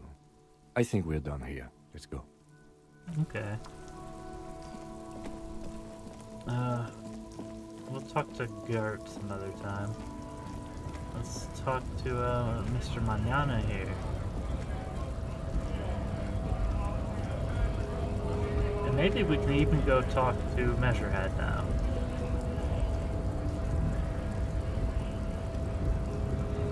Hola, Wandering Man. How can I help you? Yeah, you're supposed to know about some kind of armor? The little boy had a good on his promise. His promise? To get me into trouble. To sick the pigs on me. Pardon the choice of words. Not mine. Well, we're not What being happened? psyched on you. He gave me some money. I was asked to look into that armor situation. Official Union probe, you know. Track it down, see who took it. Okay. Did you? At first I thought, why not? Maybe the pieces can feed the strike. Buy us a few more days under the sun, you know? So I went to this boy. He said he'll make me his prison bitch. He's got eyes everywhere, the cops in his pocket, and he's the king of Jamrock. Whoa. Serves me right for doing menial footwork. I dropped that probe right then and there, and it still got me into trouble. One bad move is all it takes. And what did you learn? I learned that people don't want to talk to a drunk Union man about some armor. What else? Not much. Technical stuff mostly. That was the interesting part. What sort of technical stuff? I did some research into this armadura. Let's say I have friends at the library. I didn't get into the material science, just how it comes off. How does it come off? In parts. 4 in total. The helmet was the first to go. The kid says he tore it off and kicked it into the sea. I believe him. The boots were still on the guy last I saw. Too hard to remove. So, as I count, there are 2 parts missing. The gauntlets and the cuirass. This is where I left off. Too much hassle. More like a job for some militia. Okay.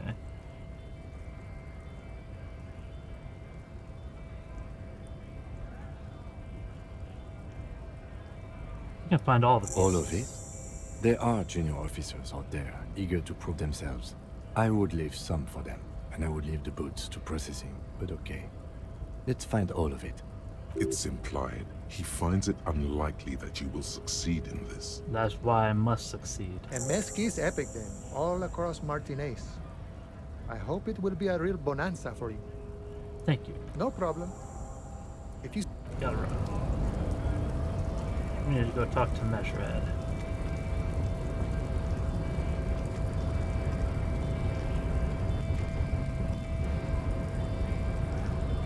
The unpromising race pupil returns. I think I know what the race enigma is.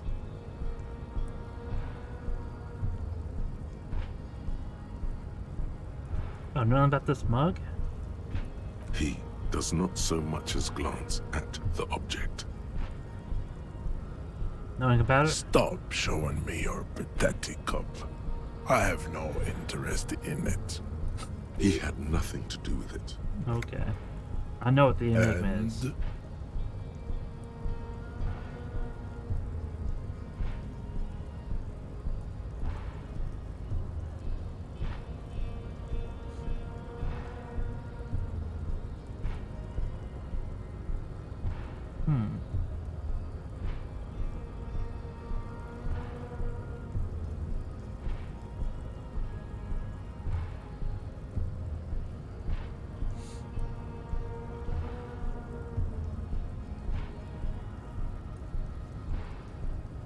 It's clear I should stop drinking Al Ghul. Fascinating. The Revacholian degenerate shows signs of racial self-reflection. How did you accomplish this little feat?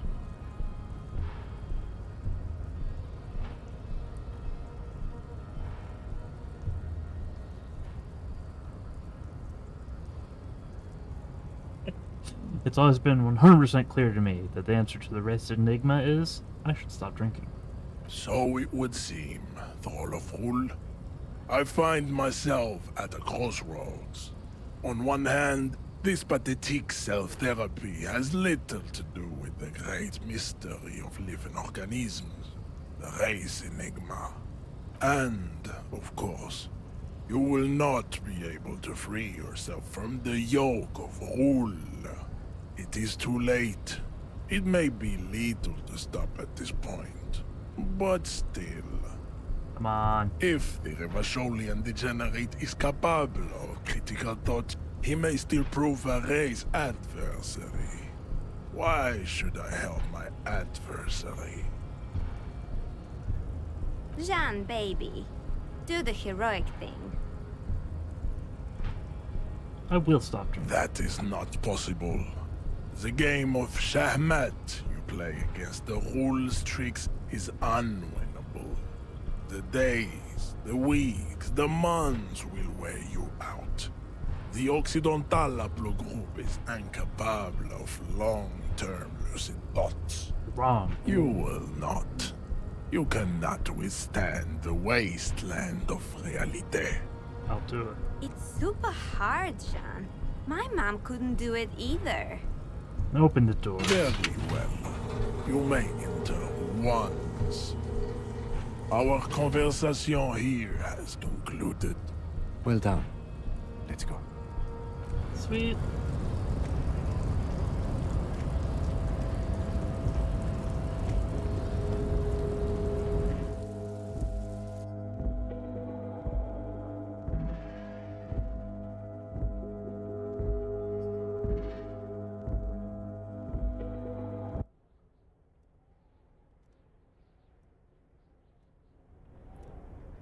Well, that's a lot of stuff in there. So let's see.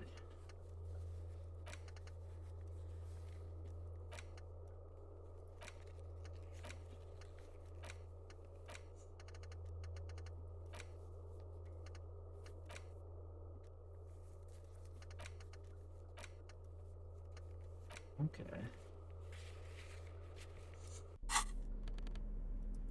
Let's look at the stupid It's mug. just a racist mug. What's there to read here? Not much. Sure. We have his pen.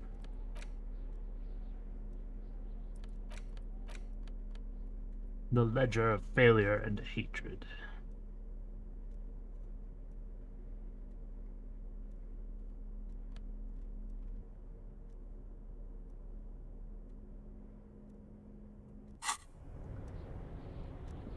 Okay.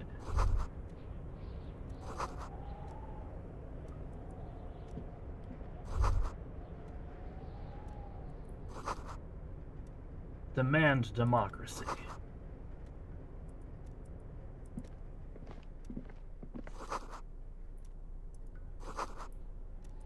Ooh, coffee.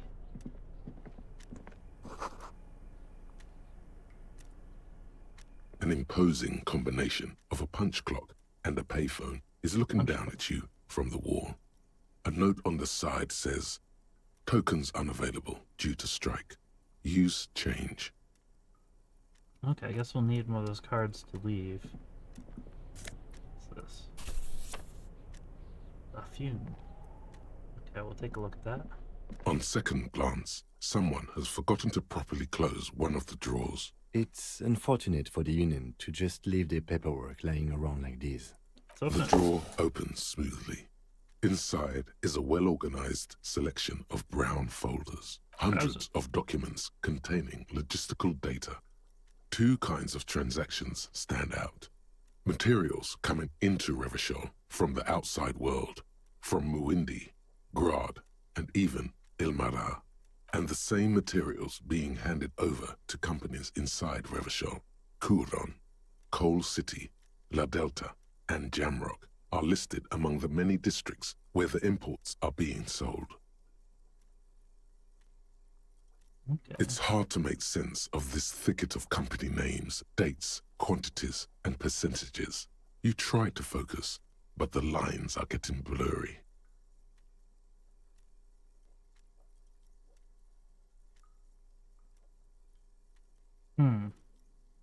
Try it. Whatever's hidden here is hidden well. Ooh, that was like 10 minutes. Concentration isn't enough. Only a trained accountant with a background in logistics would be able to really make sense of it. However, there is a little handwritten note stuck on the side of the drawer. Look at it. It appears to be a to-do list written in large, uneven capital letters. Remember, Leo, Everard's shoes, special whirling borscht, water Everard's plants, sweep office floor, more banners. Okay. All items on the list have been crossed out, and the note itself is crumpled. I don't know what good this is. Everard Clare, probably. The head of the Debarders Union. One of his aides must have left it. Nothing incriminating here.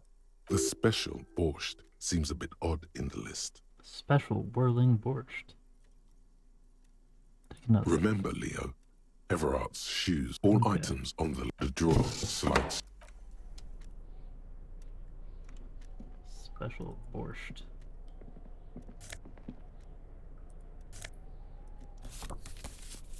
Okay, another postcard. Am I collecting postcards now?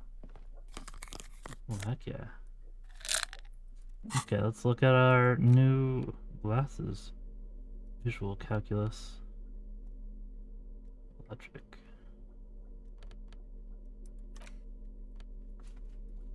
Another postcard.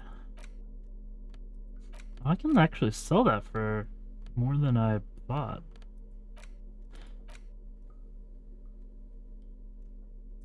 The front of this quarterly journal features a large satirical portrait of the late King Friesel. From the sides of his head, a pair of white antlers spread to the corners of the cover. Why Friesel? Because Friesel was incompetent, foolish, and cruel. In short, the embodiment of everything the communards wished to overthrow. It's satire, you see. Okay. To your disappointment, there aren't any full-color pictures to direct your attention. Just column after column of closely set text, interrupted occasionally by little doodles in black and white. After rifling the pages with your thumb several times, you return to the table of contents. The magazine is divided into several sections: international development, Kunst und Kultur, and local concerns. Just comrade, as you know, this journal takes its name from Mazov's immortal expression, du cristal à la fumée.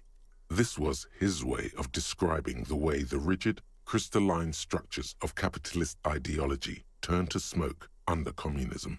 But, like the structures of capitalist ideology, we too are at risk of going à la fumée, unlike many publications which are content to spoon-feed their readers reassuring drivel.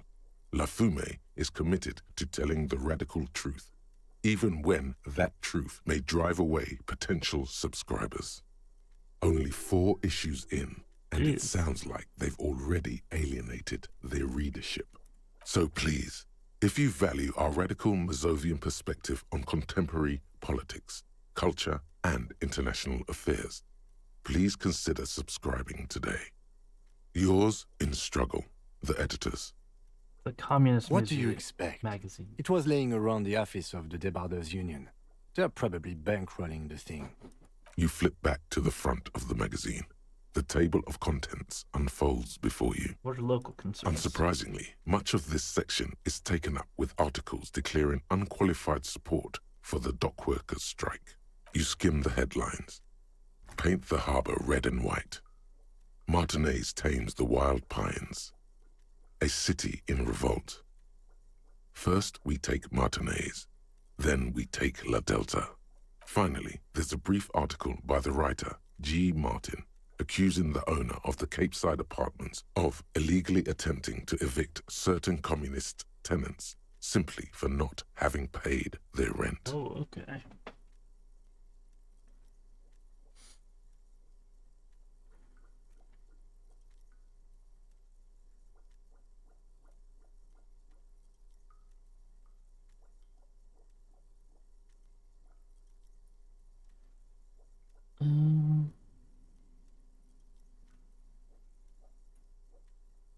Jeez.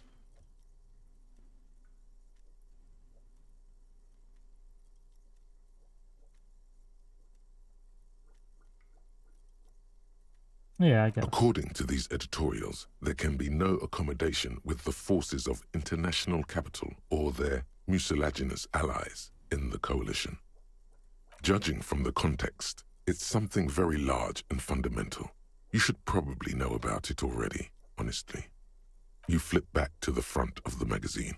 The table of contents unfolds before you. It takes a moment, but gradually it dawns on you that Kunst und Kultur must mean arts and culture. Why they decided to title this one section in Volda is beyond you.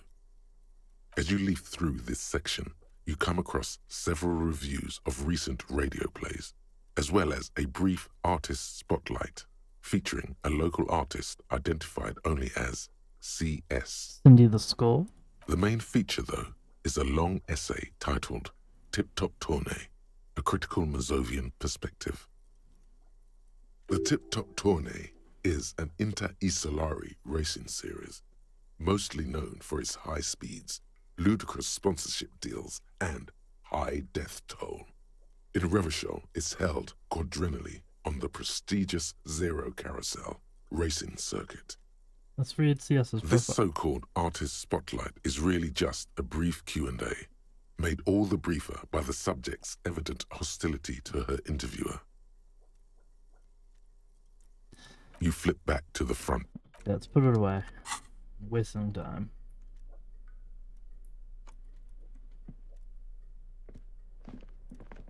Let's look at this chair. Okay. I'm sure that Kim wants to go sleep pretty soon, so.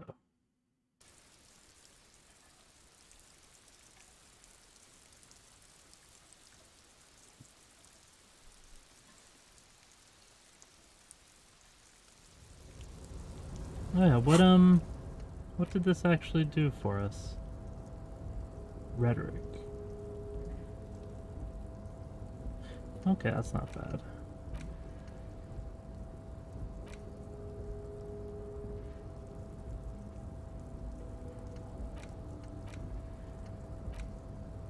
Ooh.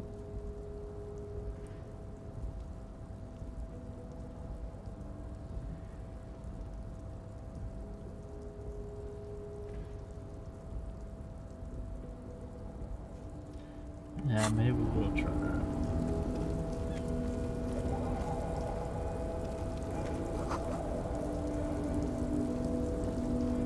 Raincoat. Looks like someone left his tarpaulin cloak hanging on the railing here. There is a white rectangle clearly visible on its back. Oh. Yes, it was probably you. It does bear the RCM insignia, after all. Yeah, I should definitely. The service cloak issued to you by your station? Yes, I do. As your fingers touch the tarpaulin, It almost feels like the cloak wants to deliver a message of comfort through your fingertips. How did I leave it up here? Okay. Do you want to put it on? Is that just plain better than what I'm currently wearing? Yes, it is. I mean, it looks not great, to be honest, but...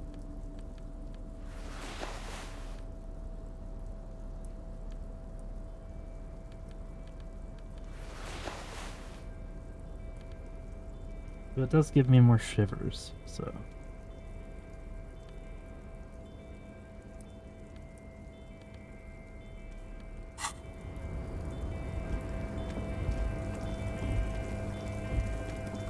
It does kind of look like I'm wearing a garbage bag, though.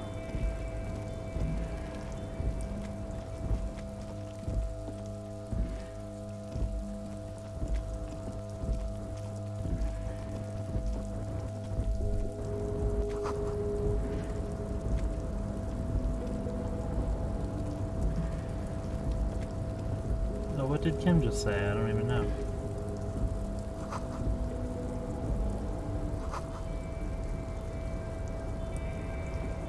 Okay.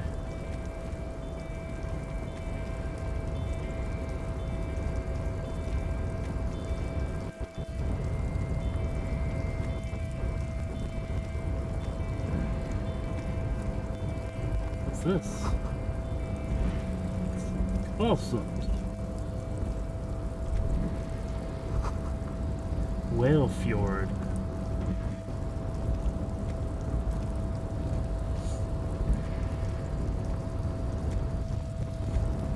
Finding valuable clues.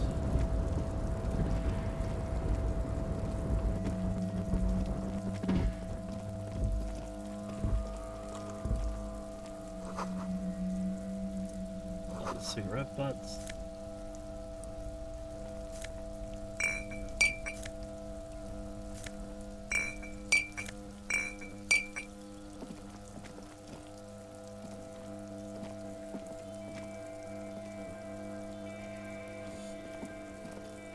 This is the night watchman's booth.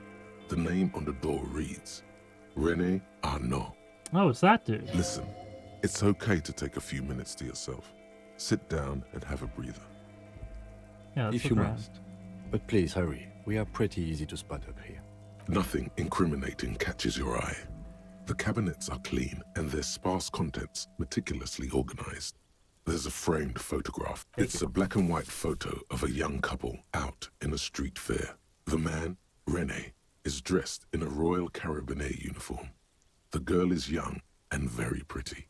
She is smiling playfully at the camera. Why did you take that picture of Rene? I'm gonna ask him about it. You're really interested in that old soldier. Not sure I understand your fascination, but sure, as long as it doesn't take up a whole lot of time. Okay.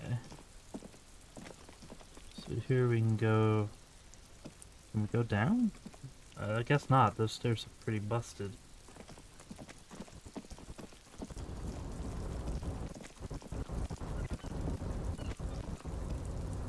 I'm confused. How, where do I go?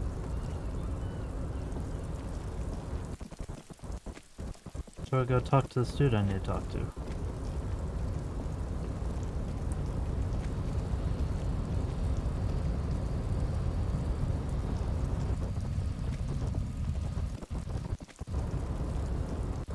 Oh, there's a whole area over here. Okay.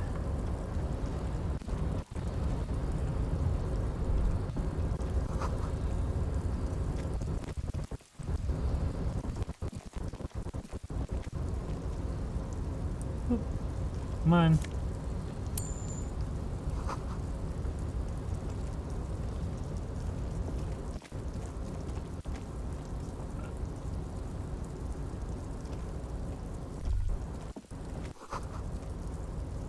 Smells like blood.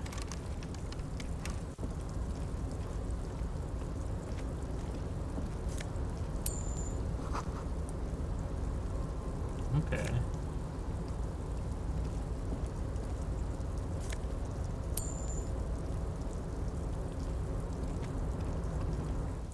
Oops.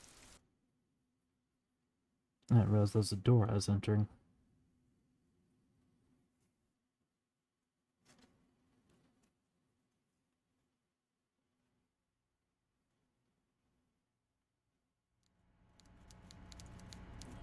Okay, coffee. Let's save. And I am going to make dinner. Yeah, no save.